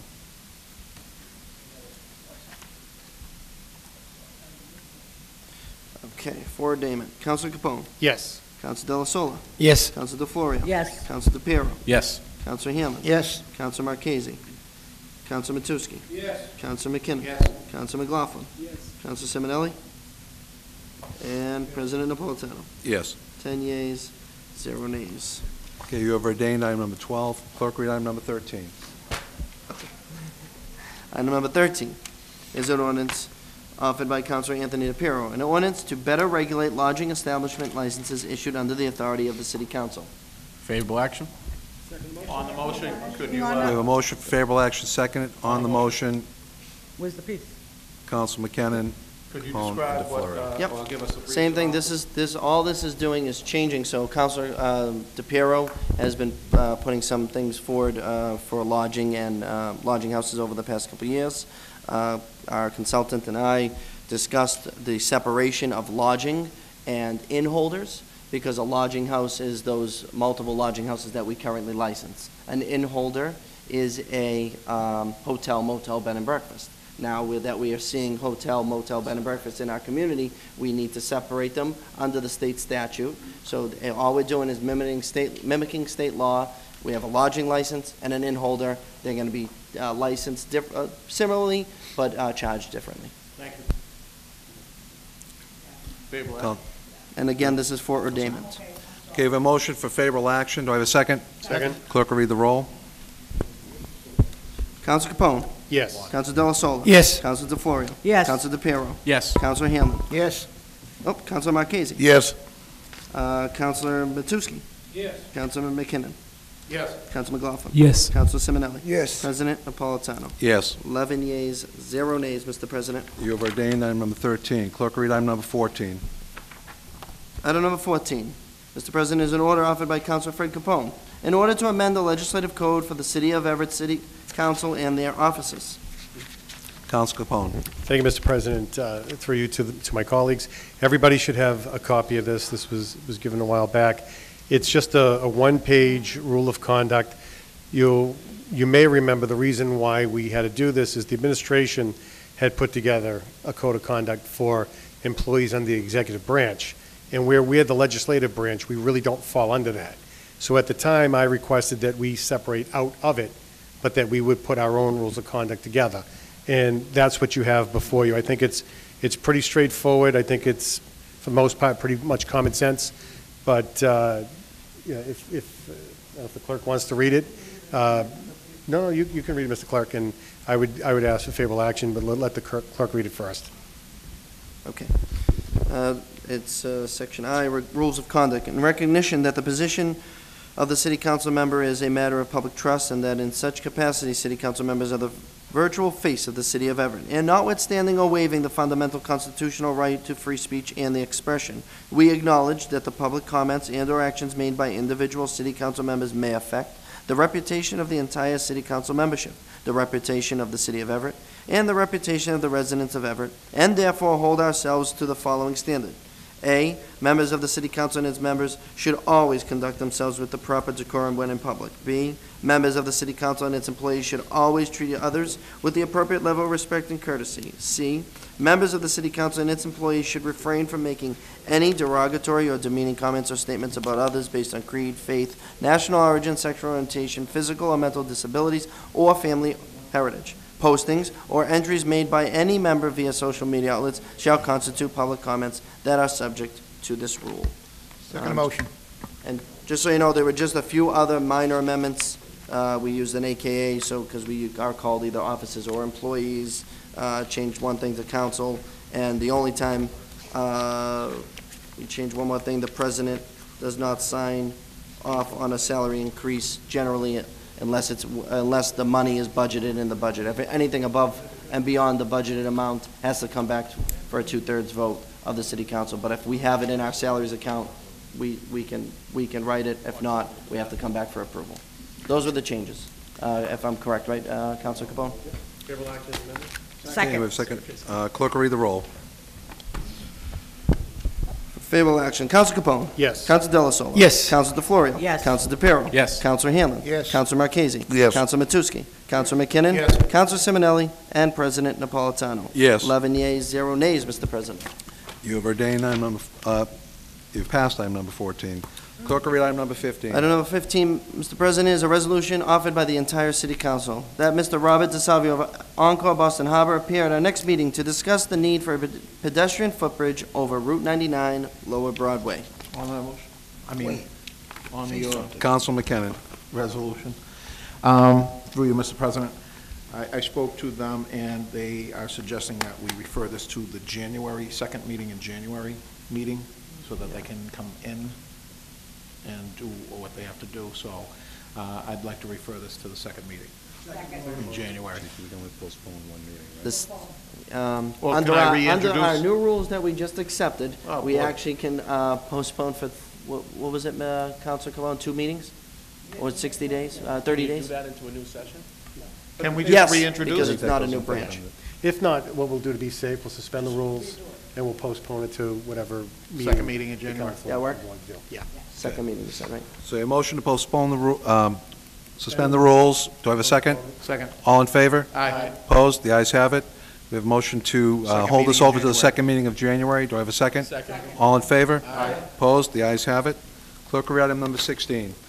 Item number 16 is an order offered by Council Peter A. Napolitano as president, that the Everett City Council hereby discontinues the use of AccuVote tabulators as recommended by the city clerk and the election commission. The AccuVote tabulators are 14 years old and are increasingly plagued with issues. Counsel Capone. Thank you, Mr. We have a motion for favorable action? No second. Second. On the On the motion. piece, through you, Mr. President, to our clerk, could you give me an idea of what we're looking at for expense and cost? Sure. Obviously, I understand the equipment is 14 years old. If you could discuss what the lifespan on what these things are, Yeah. what kind of issues you're having, and what the cost of a new system would be. Yeah, if you'll indulge me, 16 and 17 are not together, they're together, you'll notice, so I'm going to explain it all in once. So item 16 is obviously a discontinuation of the current voting tabulators.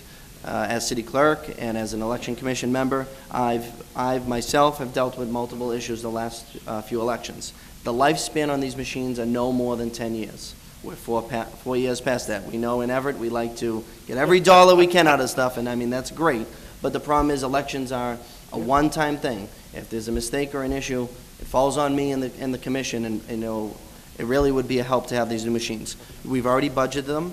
They've been approved in our CIP for $80,000, and we've actually already went out to purchase them. Under state law, I have to, or me and the commission have to send this to you. You have to discontinue one. You have to approve the new ones. I have to send it to the legislature, to the Secretary of State. There's a lot of process. So I'm trying to be ahead of the game. Sure. Just so you know, we budgeted $80,000 and we came in $9,000 under, which was great for us. And so how many we'll- units is that? That's 14 units, because we have 12 precincts. We keep one for tabulation at the end of the evening and one for backup, just in case something goes down during the day, so we can be ready. This is not only the new machines, the new boxes, it's a much more user-friendly machine. It is a little slower, actually, when you put in the machine, but it reads it more clearly. We have less issues. You have a larger screen, especially for the seniors, so they can see, you know, sometimes you overvote. Yep. We're not really supposed to touch your ballots and stuff, so now the resident can look at the screen and say, oh, I overvoted here. They can take it back, ask to have it voided, and get a new ballot. So these are going to be much more efficient.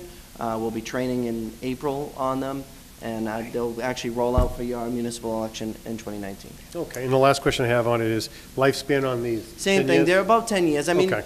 you know, we really take Give and care of take, our stuff, sure. you know? They lasted 14 years, and we probably could have got away with one more year, but I just didn't want to take the chance. Okay. Thank you very much, Mr. Clerk. Thank you, Mr. President. I'm all set. Okay, we have a motion for Counsel Matusky on the motion. Thank you, Mr. President. I'm just curious, the last sentence says increasingly plagued with issues. Yes, they've been jamming. So they have been jamming? we've had issues with there's rollers in them. They get, you know, they get. Because I've never heard of any issues, but... Yeah, but I'm the one that gets called for them. Oh, you get so. the calls, yeah. But, you know, I want to compliment your, the voter's office and the Thank you. city clerk's office, but it's so important in this day and age that everybody's vote gets tabulated correctly. You hear about the chads and the dot, the circle, overvoting. Yeah. You know, there's so many technicalities to them. And, you know, it's very important that we get actual, true election results. Absolutely, and the new election commission has worked out very well so far, and we work together very well, So it'll be the same circle the dot type of deal? Same exact type of thing. The paper might look a little different because it's a newer machine, so it'll be a little bit different, but same circle and the dot. The paper And itself you- might and look you a put little 'em in a different. machine? You slide it in, it'll be the very And similar and thing. did you mention You'd you be able to see, actually? So there'll be a larger screen. So right now, if you notice on the left corner, there's this little baby screen, and when you push in your... I never noticed it. So on the side, there's one. This one's gonna be much larger. I think it's either a 3 So or 4 it'll tell you inch if you screen. made a mistake? Correct. Oh, well, that's good. It'll 'Cause come people- back out, so we don't have to touch your ballots. People do overvote, is that? Yeah, it happens. It happens, I don't know, 100 times on an election? So it does happen, yeah? Yeah. Okay, thank you, well, thank you, Mr. President. Thank you. With favorable action, seconded, clerk will read the roll. Favorable action, Counsel Sec- Capone. Yes. Counsel De La Sola. Yes. Counsel DeFlorio. Counsel DePiero. Yes. Counsel Hanlon. Yes. Counsel Marchese. Yes. Counsel Matusky. Yes. Counsel McKinnon. Counsel McLaughlin. Yes. Counsel Simonelli. Yes. And President Napolitano. Yes. 11 yeas, 0 nays, Mr. President. You've passed the order. Clerk will read item number 17. Item number 17 is an order offered by Counsel Peter A. Napolitano as president, that the Everett City Council hereby accepts new voting machines, ImageCast tabulators, purchased from a state-approved vendor, LHS Associates, Inc., for the city to begin the use of these machines in the City of Everett's municipal election in 2019. These ImageCast tabulators will replace the current election equipment, the AccuVote tabulators. Favorable action? I have just a question for the clerk from the chair. Do we have access to one of these new machines? And would it be possible for the membership to get a demonstration prior to voting for it? I don't have them yet, and yes, I will make sure that the company comes out for a demonstration. Or you'll be invited to, you can even come to the one that they do for me and the other department head. Either or. Motion for action? Yep, on the piece, I don't think it's necessary because it's already been purchased as part of the capital improvement, but just to be safe, I'm going to move to suspend Rule 13. I don't think we need it, but. Okay. A motion to suspend Rule 13. Do I have a Just in second? case, All in favor? Aye. Opposed? The ayes have it. Favorable action? We have favorable action. Seconded. Clerk will read the roll. Counsel Capone. Yes. Counsel De La Sola. Yes. Counsel DeFlorio. Counsel DePiero. Yes. Counsel Hanlon. Yes. Counsel Marchese. Yes. Counsel Matusky. Yes. Counsel McKinnon. Yes. Counsel McLaughlin. Yes. Counsel Simonelli. Yes. And President Napolitano. Yes. 11 yeas, 0 nays, Mr. President. You've passed item number 17. Clerk will read item number 18. Item number 18, Mr. President, is a resolution offered by Councilor John Leo McKinnon that the Traffic Department place a no heavy trucking sign on Bentonson Ave at the request of residents. Council McKinnon. Mr. President, thank you. I was speaking to Mr. St. Louis, Yep. Executive Director of Public Works, and he sent a response back. He believes that it would best suit that street to have a road narrow sign instead of a heavy truck, instead of heavy trucking. I have pictures of truck, like 18-wheel trucks going down Madison, and if you know where that is, it's unbelievable that they actually made it the way that they did. So, at the people's request on Madison, I'd like to see if we can get road narrowing signs and amend this to read that instead of the no heavy trucking. Okay, we have a motion to amend this to remove heavy trucking and put in road narrows. All in favor? Aye. Opposed? Your pleasure. I would like to send this off to traffic with a response back in January, if we could. Do I have a second? Because I don't know their schedule for meeting, that's Okay. why. We have a motion to send item number 18 as amended to the Traffic Department. All in favor? Opposed? With a The ayes response have it. back in January. With response back in January. Thank you. Okay, clerk will read item number 19.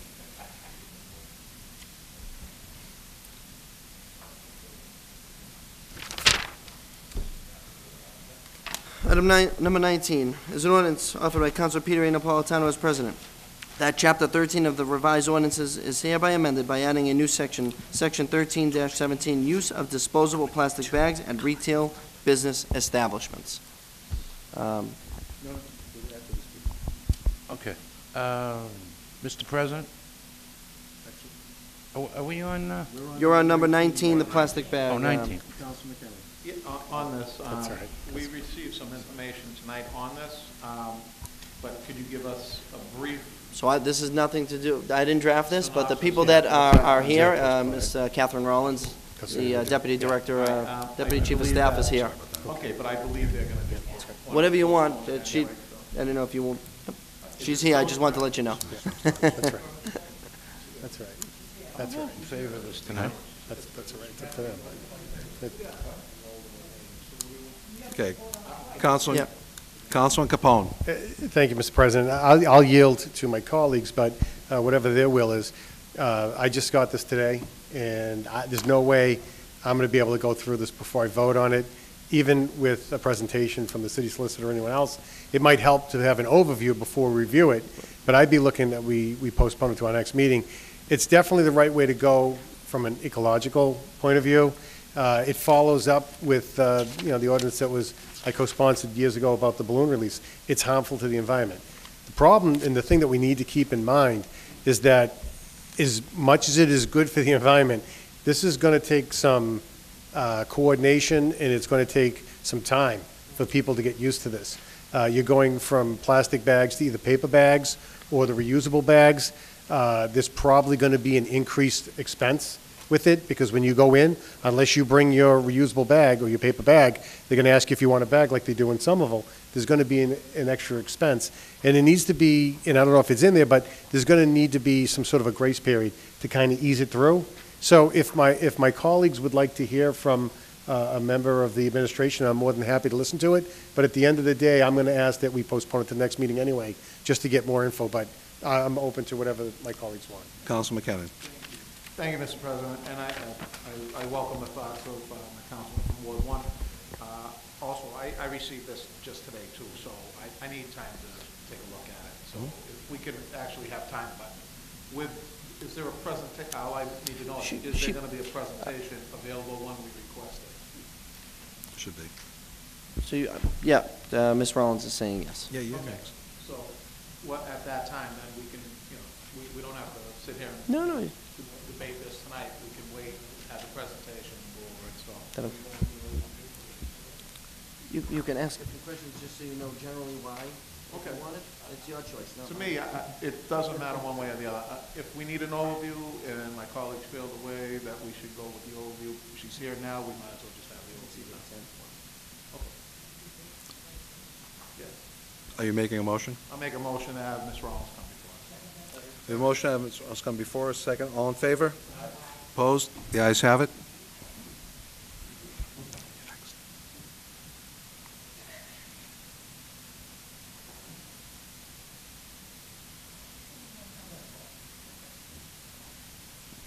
Thank you. State your name for the record, please. Catherine Rollins Denisi. Thank you so much for having me before you tonight. I'll be certainly respectful of your time and just very briefly talk to you. It's not that we don't like you, Ms. Rollins. we wanted you to come up and be prepared, and you seem like you were very prepared for it. So. Thank you, Counselor. Just very briefly, the administration felt that now was a good time to start this conversation. At least 88 other municipalities in the state of Massachusetts have already done a similar ordinance like the one before you tonight. That includes cities as big as Boston and communities as small as Lee out in western Massachusetts and Truro on Cape Cod. So diverse set of communities. In our neighborhood, it's Boston, it's Cambridge, it's Somerville, it's Melrose, and I might be leaving a few out inadvertently. But this is something that's been happening with some frequency in the past, I want to say 3 to 4 years. To some of the discussion that already happened, included in the language of the ordinance is something that says this would take effect 1 year after it was signed into law. So certainly there needs to be a transition, there needs to be education and outreach, and really a robust conversation even at this stage amongst all the parties that are interested. Certainly the counselor referenced the environmental reasons to do this. There are many. I'm sure most folks have heard that these plastic bags that you might get at most stores never. Yes? Ms. Rollins, Yeah. just on a side note, is this for plastic bags for shopping, or is it all plastic bags for trash and shopping? So this is plastic bags that have handles for shopping. Excluded from that would be the type of small transparent bags that you might put produce in, the type of plastic bags that newspapers might come in, any sort of the small, really translucent, thin plastic bags that you use within a store to get the merchandise from where it is to the counter, essentially. Those are all excluded. No, it's really meant to cut down on the use of single-use plastic bags. Right now, I think nationally there are about 100 billion produced per year. Most of these are made from petroleum or gas. They never really degrade. If they do, it takes over 200 years. They get into our waterways, importantly, as well as I'm sure you've seen them just littering our parks and our streets. When they get into our waterways, they are often consumed by marine life.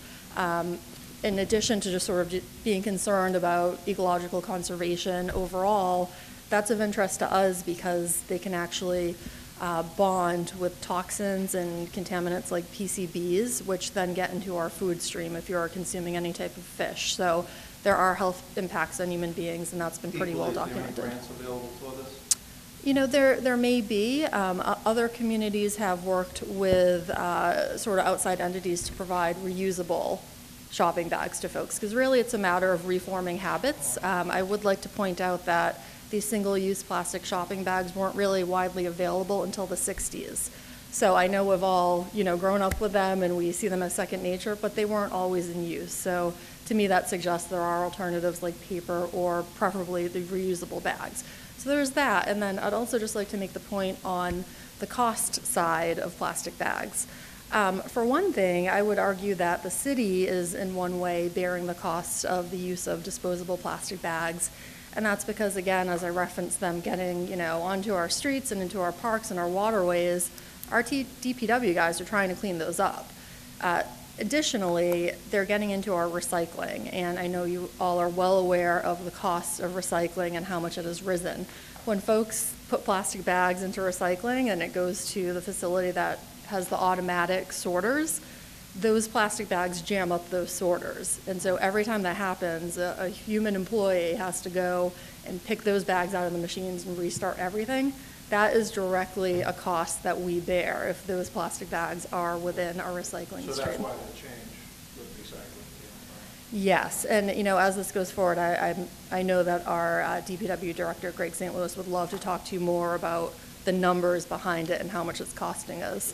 Just for the viewing public, that's why they changed this for the bags that are going into recycling bins and cost of this. Right, It's a direct cost to the city. Absolutely, a direct cost to the city and therefore all of the taxpayers. So, again, just to be very brief, there are a lot of different reasons to do this. There's the environmental reasons, which we all know. There are the financial reasons for the city. And the fact of the matter is it is something that many municipalities are doing. So we wanted to start the conversation. We want to hear, from different folks in the community. We've started to hear from them already, and I'm sure you will too. But we do appreciate your consideration. Thank you. Council McLaughlin. Thank you, Mr. President. Mr. President, through you to Ms. Deasy, thank you for appearing and thank you for giving the overview. I actually did some research on this, and a lot of the communities you had mentioned are in there, as well as Wilmington and others.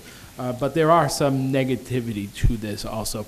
The paper bags are not as durable, so seniors carrying their groceries home in a rainstorm or snow or whatever is going to have more of a complication. I did some research on this today, and I'd like to have a further conversation with you, and I fully support Councilor Capone's motion to lay this over, because I think there is good and bad in this. But to be able to take a vote, I'm not prepared to do that tonight. But I do thank you for starting the conversation, because I think it's well worth the ability to look at. But I do see a negativity to this as well as a positive, so it's something that needs to be discussed further. But I appreciate your overview tonight. And there were some of the questions I had thought of you had addressed in your statement, so I won't elaborate on those. But thank you. Great, thank you. Councilman Hanlon. Thank you, Mr. Chairman. Thank you for the item here. I'm really concerned about it because you listed an awful lot of things that we cannot use, which is right. And you only listed 3 things that we can use: reusable bags, produce bags, and product bags. Mm-hmm. A recyclable paper bag is still made out of paper. How much water can that hold? Because we know that, we throw things away, and almost every vegetable turns to a liquid. The longer it is, and the longer it turns into something garbagey. I know you're not old enough to remember the strikes of our rubbish collectors and the smell that the cities and towns had at that time, because we didn't have plastic bags back then. Used to wrap it up in newspaper and throw it, tie a piece of string around it, and we did. That's the way we did it, and it would be in the barrel, and by the time the rubbish men get it, it gets torn apart, it gets thrown into their barrel, they throw it into a truck and tip it over, and it's terrible. So, I mean, this is a good idea if it's workable. And I don't like plastic bags. I've said it for years. They're the worst thing that ever happened to our nation, that we're a nation of plastic bags. What can we really use? Who has proven that there's something that we can use? And I don't know what it is. I have no answer. But we have to do something than just say you can't use plastic bags, but you got to use reusable paper bags. I don't know if that's such a thing. I mean, Malden has reusable paper bags now. They fall apart as soon as you pick them up. You know, I mean, they do, and I'm not telling any lie. The handles fall off of them, and, you know, they're still made out of paper. So even the old shopping bags that in my era growing up, you could almost put a football in them, and rocks or something, and they would hold together. But they dissolve too. So we need somebody in the field that you might know, a scientific field, or someone that can come up with a bag that's really disposable and will hold the rubbish in it. But then again, if it's really disposable and we put it into a dump, how does it break down? You know, that's another thing. We need something that's strong and solid and everything, but when you throw it away, we want it to break down. So that's what we're faced with, and I don't know who, you know, if you know someone that can come up with answers like that, but that's what we should be listening to and looking at, you know. Sure, thank you for that, and we can certainly explore that. The one thing I would emphasize, I think the ideal outcome, if we could get a cloth or a thicker plastic reusable bag that's not meant to be disposed of after single use, but one of those reusable bags that you can buy at the checkout at Stop and Shop for 99 cents. If we could get one of those bags into the hands of every one of our residents and then get them into the habit of bringing it with them when they're going to the grocery store, that would be ideal, because you're right, we need something that's durable and that they just have to get once. Think of what we just said. A reusable bag that we can reuse it again. So if you take it out to your rubbish container that we have and empty it out so we can reuse it again, what's in the barrel? So this, I just want to clarify, the language of this ordinance is not meant to target garbage bags. So the vegetable, the rotted vegetables that you need to throw out, or other waste from your household that you put into a plastic trash bag now, you can keep doing that. This is not going after those. This is simply the plastic bags with handles that say you can get at Stop and Shop, that they give you on any standard order. That's the type that is really problematic for our recycling stream, for the environment, and for many of the other things we talked about. Thank you, and we could argue all night, so I'm not going to, but what I asked you to do is to find out someone that can really look into coming up with a truly reusable bag, okay? Thank you. Thank you very much. Council Capone. Thank you, Mr. President. Through you to our guests. Good evening. And thank you very much for the overview. It is helpful. One thing that you said that because it is such a huge transition, and I do think it's the right way to go, but one thing that you had mentioned that causes me a little hesitation for an outright vote is discussion about starting the conversation, reaching out and hearing from folks. I know that I think there was a discussion, something about presentation. Do you think it would be advisable before we vote for it that maybe there's a public hearing of some sort? That Yes. maybe the Conley Center or something like that, so that it doesn't just get voted through and the residents like, whoa, wait a minute, when did that happen? How did that happen? They'd have an opportunity to have input in the process and maybe have their questions answered beforehand. And that way, when we come to vote on it, hopefully, it would be something with collective support from the community. So I don't know what your thoughts are on that. No, that's fair, certainly. Okay, thank you. You're welcome. Your pleasure. Thank you for coming up. Council Capone. Thank you, Mr. President. As I mentioned, and you just heard from my guest, it may not be the worst thing in the world because it is such a drastic change. I think it's a positive one, but it is such a drastic change. I think rather than thrusting it upon the community, I think we should try to embrace them into the process and get their input and educate them before we vote on it. So I'd be looking that maybe the administration set up some sort of a public hearing, maybe at the Conley Center, some sort of information session that the community at large would be able to attend to get educated on what the issues are, why we are looking to do it, and then have input and to get questions answered, et cetera. Because it will impact the community in a tremendous way. And I do think it's something that we should get involvement first. So. I concur. From the chair, I've read a few studies in the past couple of months about how plastics are getting into the food chain. and it is a serious problem. It's actually more serious than most people are aware of. So we have a motion to refer to the administration to do a public information session. It's been seconded. All in favor? Aye. Opposed? The ayes have it. Councilman Del Sol, if you take the chair.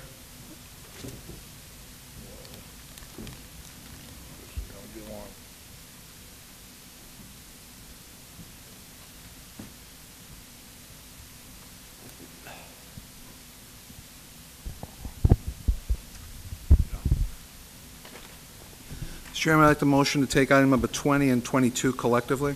Second motion. All in favor? Aye. Ayes have it. Counsel Napolitano? 20 and 22. Thank you. Thank you, Counsel. Item number 20. Mr. Chairman, is a resolution offered by Councilor Wayne A. Matusky that a representative from National Grid appear at the next council meeting to discuss the excessive robocalls from National Grid to Everett residents. Item number 22, Mr. Chairman, is a resolution offered by Councilor Peter A. Napolitano that Dan Cameron from National Grid appear at the last meeting of December 2018 to provide an update on the streetlight replacements discussed in committee this fall, as well as the progress on the issue of double poles. Mr. President? Counsel Matusky? Thank you, Mr. President. As you can see, we've had issues going forward in the past. National Grid, for some reason, has turned into a corporate monster. They're not an American company anymore, as most of us know. You think that they would have had a better public relations team with them, especially what just happened in Lawrence. They've laid off, they've locked out 1,400 employees, skilled employees, especially what happened in Lawrence. You know, you'd think somebody would scratch their head and say, I think we better put these experts back on the gas line. But no.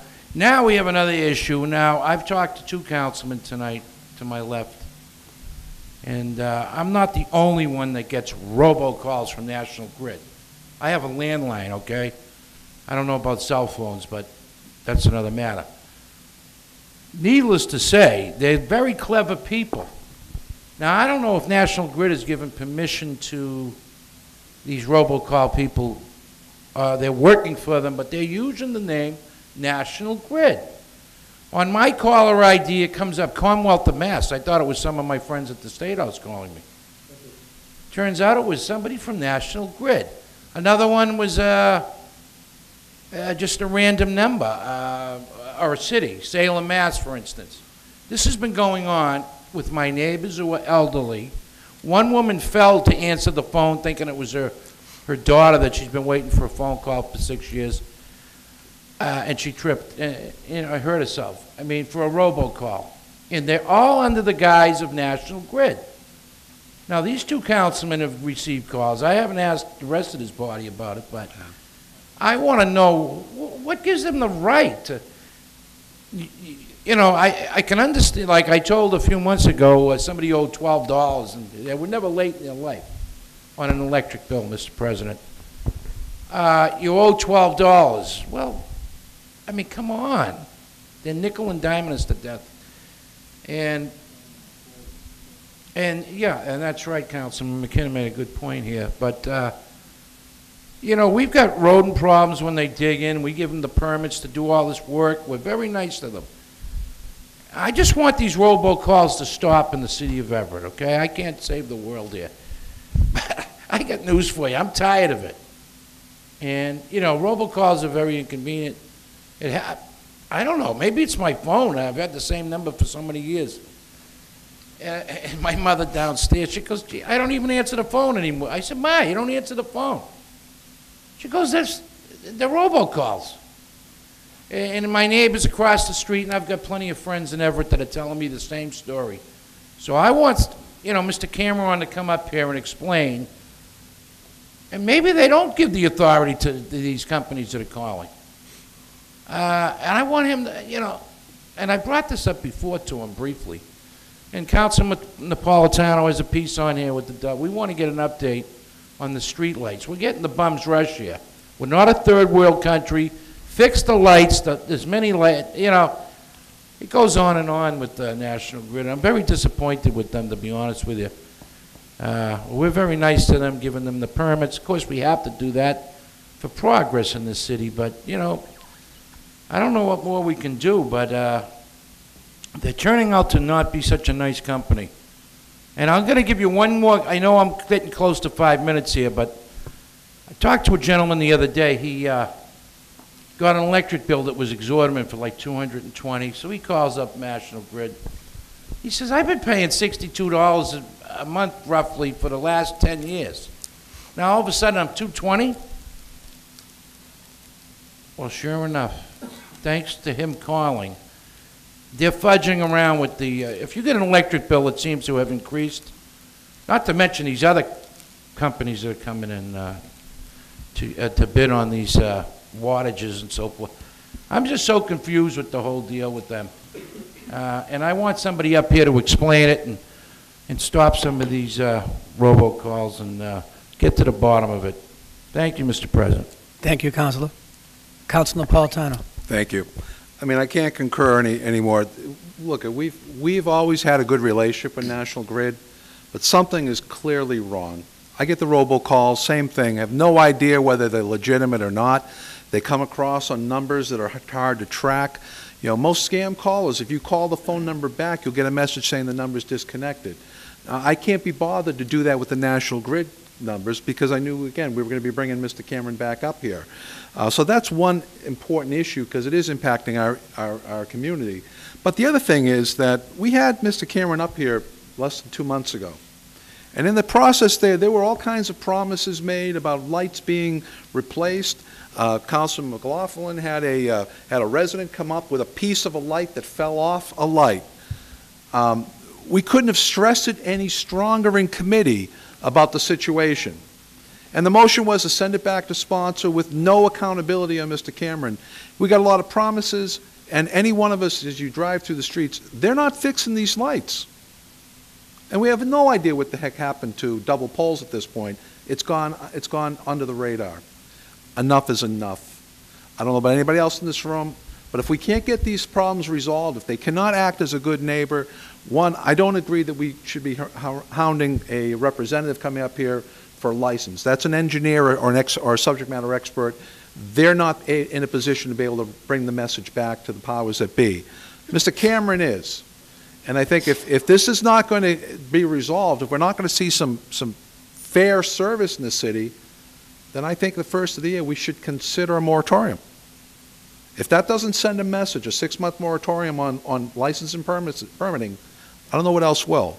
Now, I don't think we're quite there yet, but that was discussed with Mr. Cameron 2 months ago. I don't see any lights fixed. I still have an entire block on Ferry Street out, okay? You should not be driving down a main street and hit a black zone because the lights are off. It's not safe. It doesn't instill any confidence in our residents to walk our streets at night. You know, enough is enough. I concur with Councilman Matusky. We have had a long relationship with this company and this man. Enough is enough. We're not getting any service now. We need to draw a line in the sand. Yeah. So what I would motion that we no, can't do it. That's a separate item. Okay. So right now, I would motion that that we invite Mr. Cameron up to discuss items 20 and 22 at the next meeting. It gives him plenty of notice. I don't want to send it to committee. It got lost in committee last time. Nothing came out of this. We need to make this a little more public. So that would be my motion that we refer this. On that motion, is there somebody higher than Dan Cameron, the Public Relations Director for this region? I'm sure there is. Can we find out who that is and get somebody like the Vice President of the New England National Grid Company? Can you look into that, Mr. Cornelio? Yes. And let's get Dan Cameron. We're getting nowhere with him. He can get a light bulb fixed here. You got to give him the pole number, the whole 9 yards. And I thought the mayor was going to look into having one of our employees back charge National Grid, go through every light in the city and get them fixed. See if we can find out a higher authority in this that would actually come up here. Because, So what's this, these there's two pieces, so what do you? Okay. but if he could, I'm gonna write representative, and then I'll try to get some high. oh, that would be good. Thank you, Mr. President. Thank you, Mr. Thank you. Canelio. You're welcome.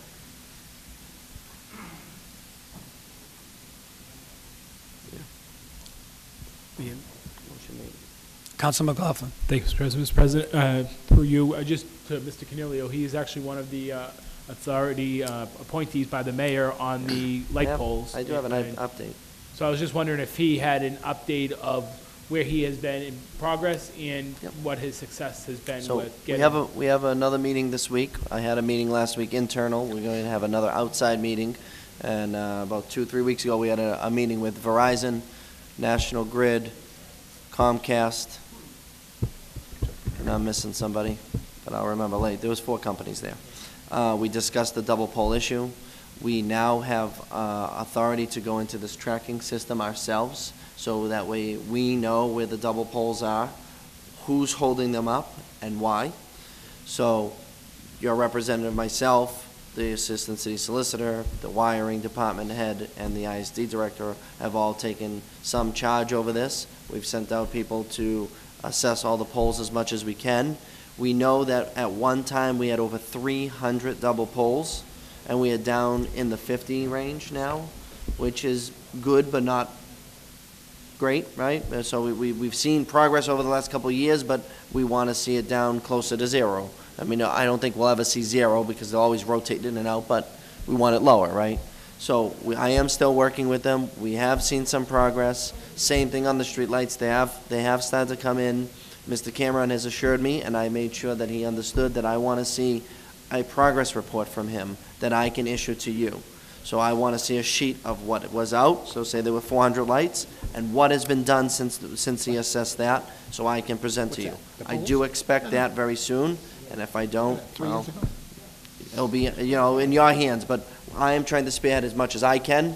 I can only request the information, but we have seen some progress. I am doing my best, along with the Assistant City Solicitor, to track the double poles, so that way we have it on a program, and we know how we're going to move forward. So there is some progress, probably not to where we want, but they are progressing a little bit, which is something. Through you, Mr. Chair. Mr. Canello, I appreciate the hard work that you have put into this. I know you've been working diligently on this. I'm sure my colleagues feel the same way. I did have the opportunity to talk to Mr. Cameron at the Mass Badge Thanksgiving dinner, and he had told me that they were working on trying to fix some of the problem. Is there's so many out that when they fix 10, they're not even noticeable because there's 400 out. So when you're fixing 10 or 20 of them across the city, it's like a drop in a bucket. You're not noticing them. You have to have a magnitude of issues resolved to even make a difference in the community. But I look forward to the progress report. I think my colleagues look forward to some actual hard numbers and to see where they're going, because it is totally unacceptable. And my colleagues, Councilor Matusky, Councilor Napolitano, are 100% correct. We get lip service. We get what we want to be told up here, and then nothing happens tomorrow and the next day and the next week. I am happy to hear that something has been happening, but it's not fast enough and it's not efficient enough to be able to make a difference in our city. Nobody should be walking around the city of Everett in a dark situation. Winter's coming, bad weather's coming, we need lights on. Plows are going to be on our streets. They can't be plowing in the dark. We all know what it's like plowing streets, right?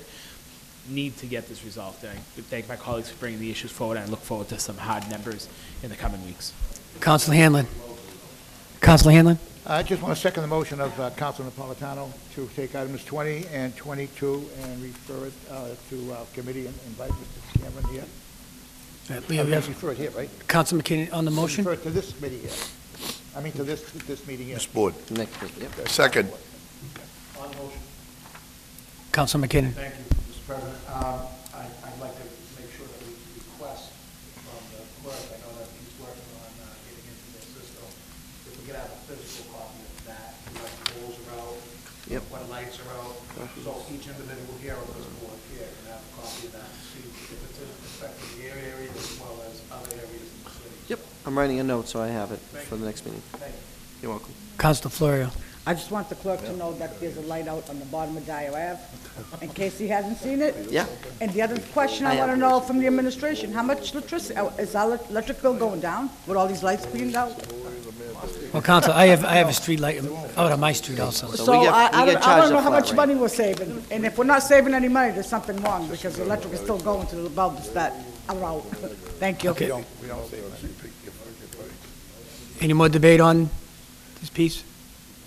All right, seeing there's no motion, we had There is a motion, yep. First made and seconded. second refer this to next meeting.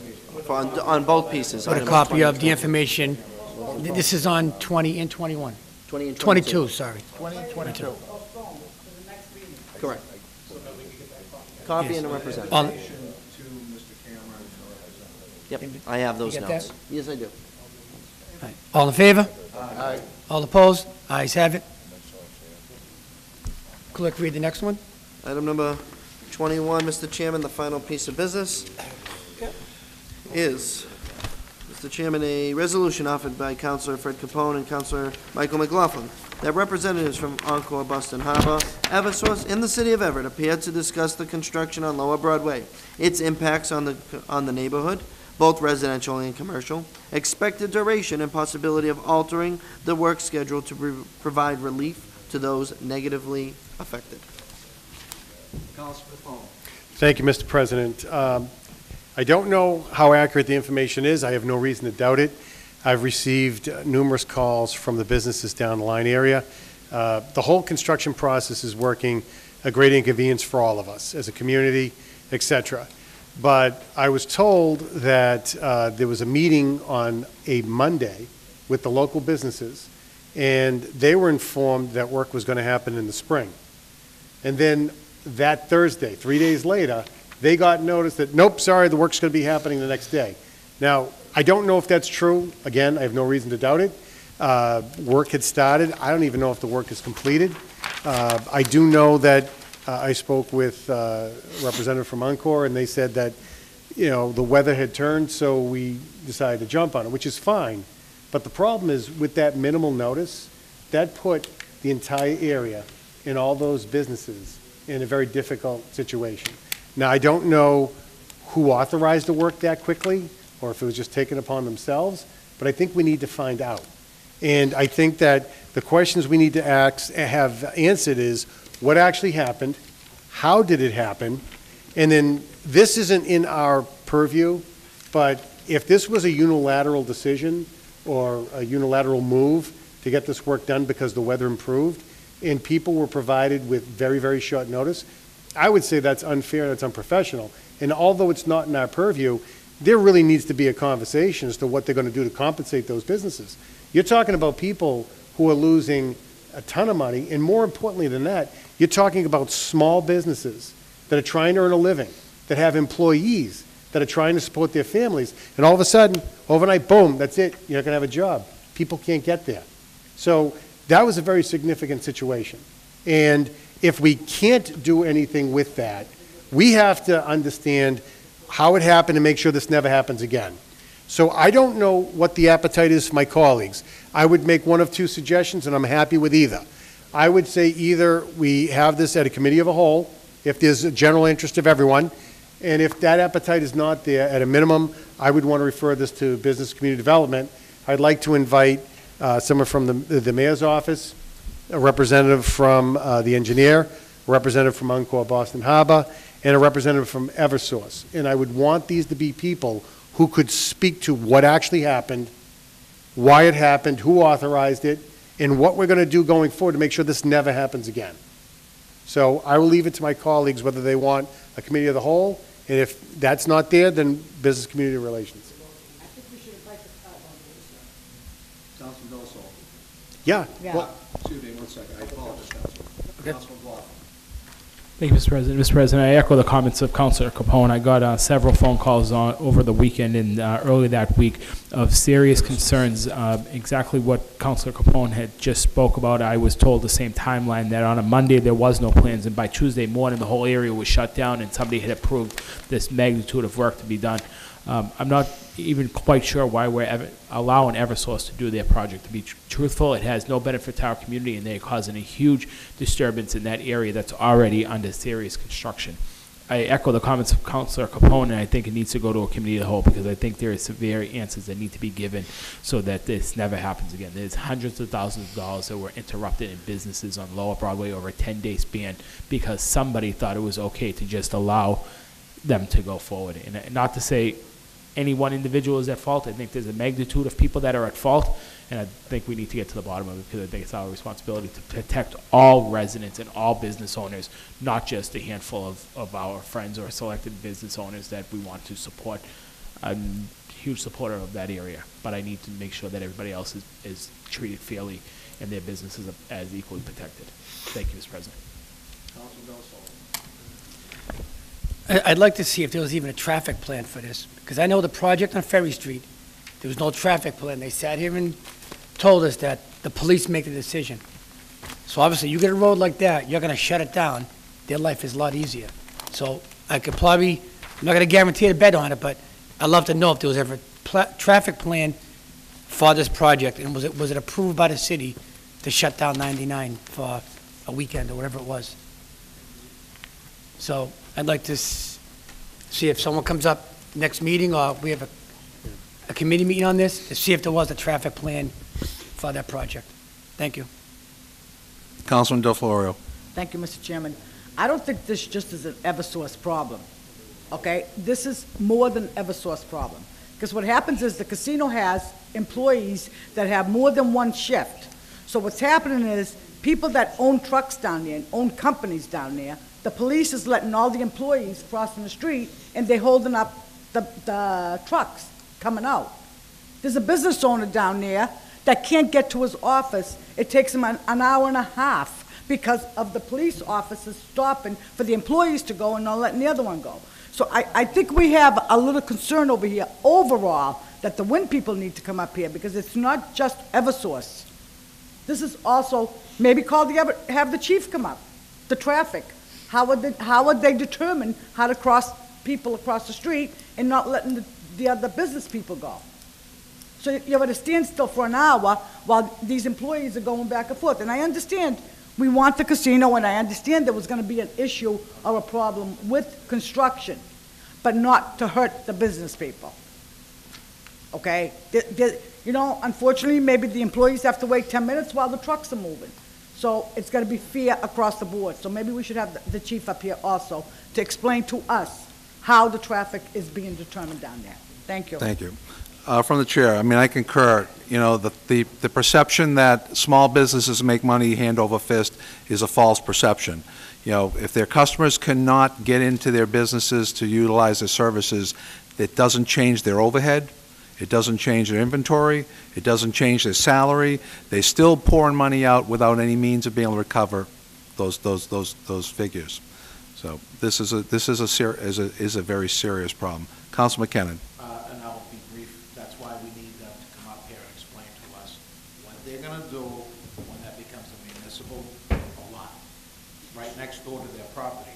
Are they going to build a pedestrian overpass, or are they not going to build a pedestrian overpass? And what are we going to do if they do not decide to build that and be a good neighbor to the city? That's why we need them up here. Mm-hmm. So, that being said, we definitely need that happening. That will interrupt the flow of traffic every day. Probably more so than shutting it down like they did. So.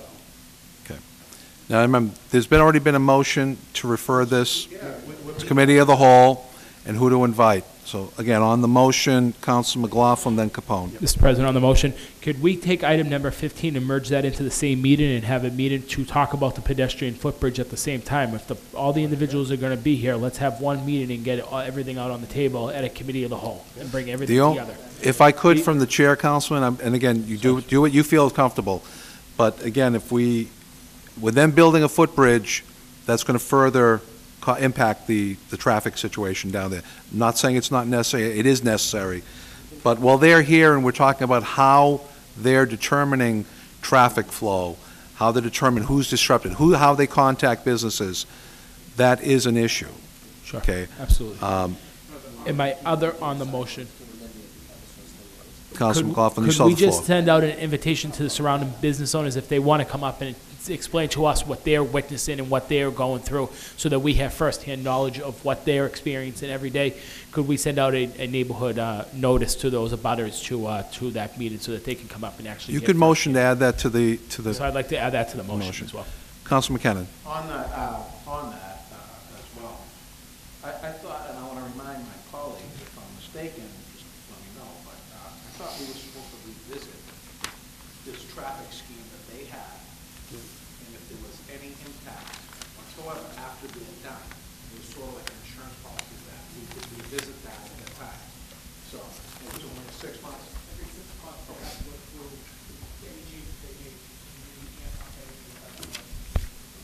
So we need to take a look at that, because they're right now processing all these things that they're supposed to be doing for a contract or whatever they're doing for traffic reasons. I remember I said that it's going to impact this community big time with traffic, and it is. So now, when these changes are done, we as a board need to make sure that they are living up to what the letter of the law is for us, as the citizens here that have to put up with the traffic. So that's what we need to do. We need to make sure that pedestrian bridge, if that needs to be done, whatever measures that need to be taken, we need to do that. And that we do our due diligence on it and not let it go by the wayside. So I'm in agreement with this. All right, so we have a motion, it's been seconded. All in favor? Aye. Opposed? The ayes have it. Before we adjourn, And, Mr. President, if I may, I think we have to reconsider the item that was set up for the second. Yeah, because it's up to you. I don't Did think you you want that or should, no? but that's just my opinion. Did you want that Whatever separate? you would like to do. I'll leave it be. Okay. Mr. President, I understand what they're going with this, but if in fact we combine the both of them, it's given us more time to see what they're actually going to do as a finished product. Leave it be. And then at that finished product, we can actually say, look at, now it's been this amount of time, we need to know how you're gonna fix this. You see what I'm saying? So, you're just giving them the opportunity, so. That's fine. No, then we'll leave it be. All right, before I entertain a motion to adjourn, this is our last meeting before Christmas. We meet the Wednesday after Christmas on the 26th. So I'd like to give every member, starting with this side, an opportunity to express their wishes to the community. Councilor Capone? Thank you very much, Mr. President. To all the residents of Everett, happiest of holidays, whatever holiday you do celebrate. Best wishes to you and your family, your loved ones, and hopefully we have a healthy and happy New Year. Councilman Hanlon. Thank you, Mr. Chairman. Likewise, as Councilor Capone said, but also we need to remember the people that we do business with. They're as residents of Everett too, and everything, Merry Christmas to them and Merry Christmas to our families. Hope we have a very successful year coming up next year. This, I think, was a good year for us. I think we did well as a council. We passed a lot of things and everything, and wish us all a good, happy New Year that we can continue on the same way. Thank you. Councilman Del Sol. I want to show my colleagues a happy holiday for you and your family, and enjoy your family on this this time of year, and be safe, everybody. Thank you. Councilman McLaughlin. I'd also like to wish all of my colleagues here in the chambers happy, healthy holiday season. I'd like to wish our employees, Mr. Burley, Mr. Mangan, City Clerk Cornelio, and his staff a happy holiday season. Thank the residents of Everett for giving us the opportunity to serve in these honorable chambers. Remember our military members that are overseas and here and overseas at this time of the year. Thank them for their service. They won't be with their families, and hope that all is safe and enjoy a holiday season, whatever that holiday may be that you celebrate in the month. Wish peace and joy to all. Councilor Simonelli. Thank you, Mr. President. Through you for Councilman Simonelli, would like to wish you all a very healthy, prosperous, and safe Christmas and New Year to one and all. Thank you very much. Councilman Matusky. Thank you, Mr. President. I also would like to wish my colleagues all the best. It's been a pleasure to serve this year and for the past 38 years, something like that. And I want to thank the people throughout Everett who have been so good to me over the many years and kind to me and my family. And I want to say hello to my mother. She doesn't miss any of these meetings. Thank you very much. Councilor Marchese. I'd also like to say Merry Christmas to all the residents of the city of Everett, to the board here, and like Mr. Canelio, Mr. Burley, Mr. Mangan. It's been an interesting year, and we'll have another good one coming up. And if you see someone that needs a little something, don't be afraid to reach out and give them a couple of bucks, because everybody needs a little love sometimes. Thank you. Councilor McKinnon. I want to say Merry Christmas and Happy New Year to the residents of Everett, my colleagues, our employees that work here to make it so great for us to be up here every night. And Mr. President, go bouquet to you. Good job. You had a great year. Merry Christmas. Thank you, Councilman. Oh, shucks. Councilman DeFlorio. Mr. President, I'd like to wish you and the entire city government a happy and a healthy New Year, Merry Christmas, and also to all the employees of City Hall, because they keep the lights on and they do all the work for us. We really appreciate it. And I also would like to wish a Merry Christmas and a Happy New Year to all the residents in the city of Everett. God bless. Thank you. And from the chair, I'd like to, first of all, wish our Jewish residents, I hope they wish that they had a happy and healthy Hanukkah. We wish the rest of the remaining community a very, very Merry Christmas. We look forward to continue to being a service to you, as we get into the new year. So with that, I'll entertain a motion to adjourn. Do I have a second? All in favor? Opposed? The ayes have it. You've so adjourned.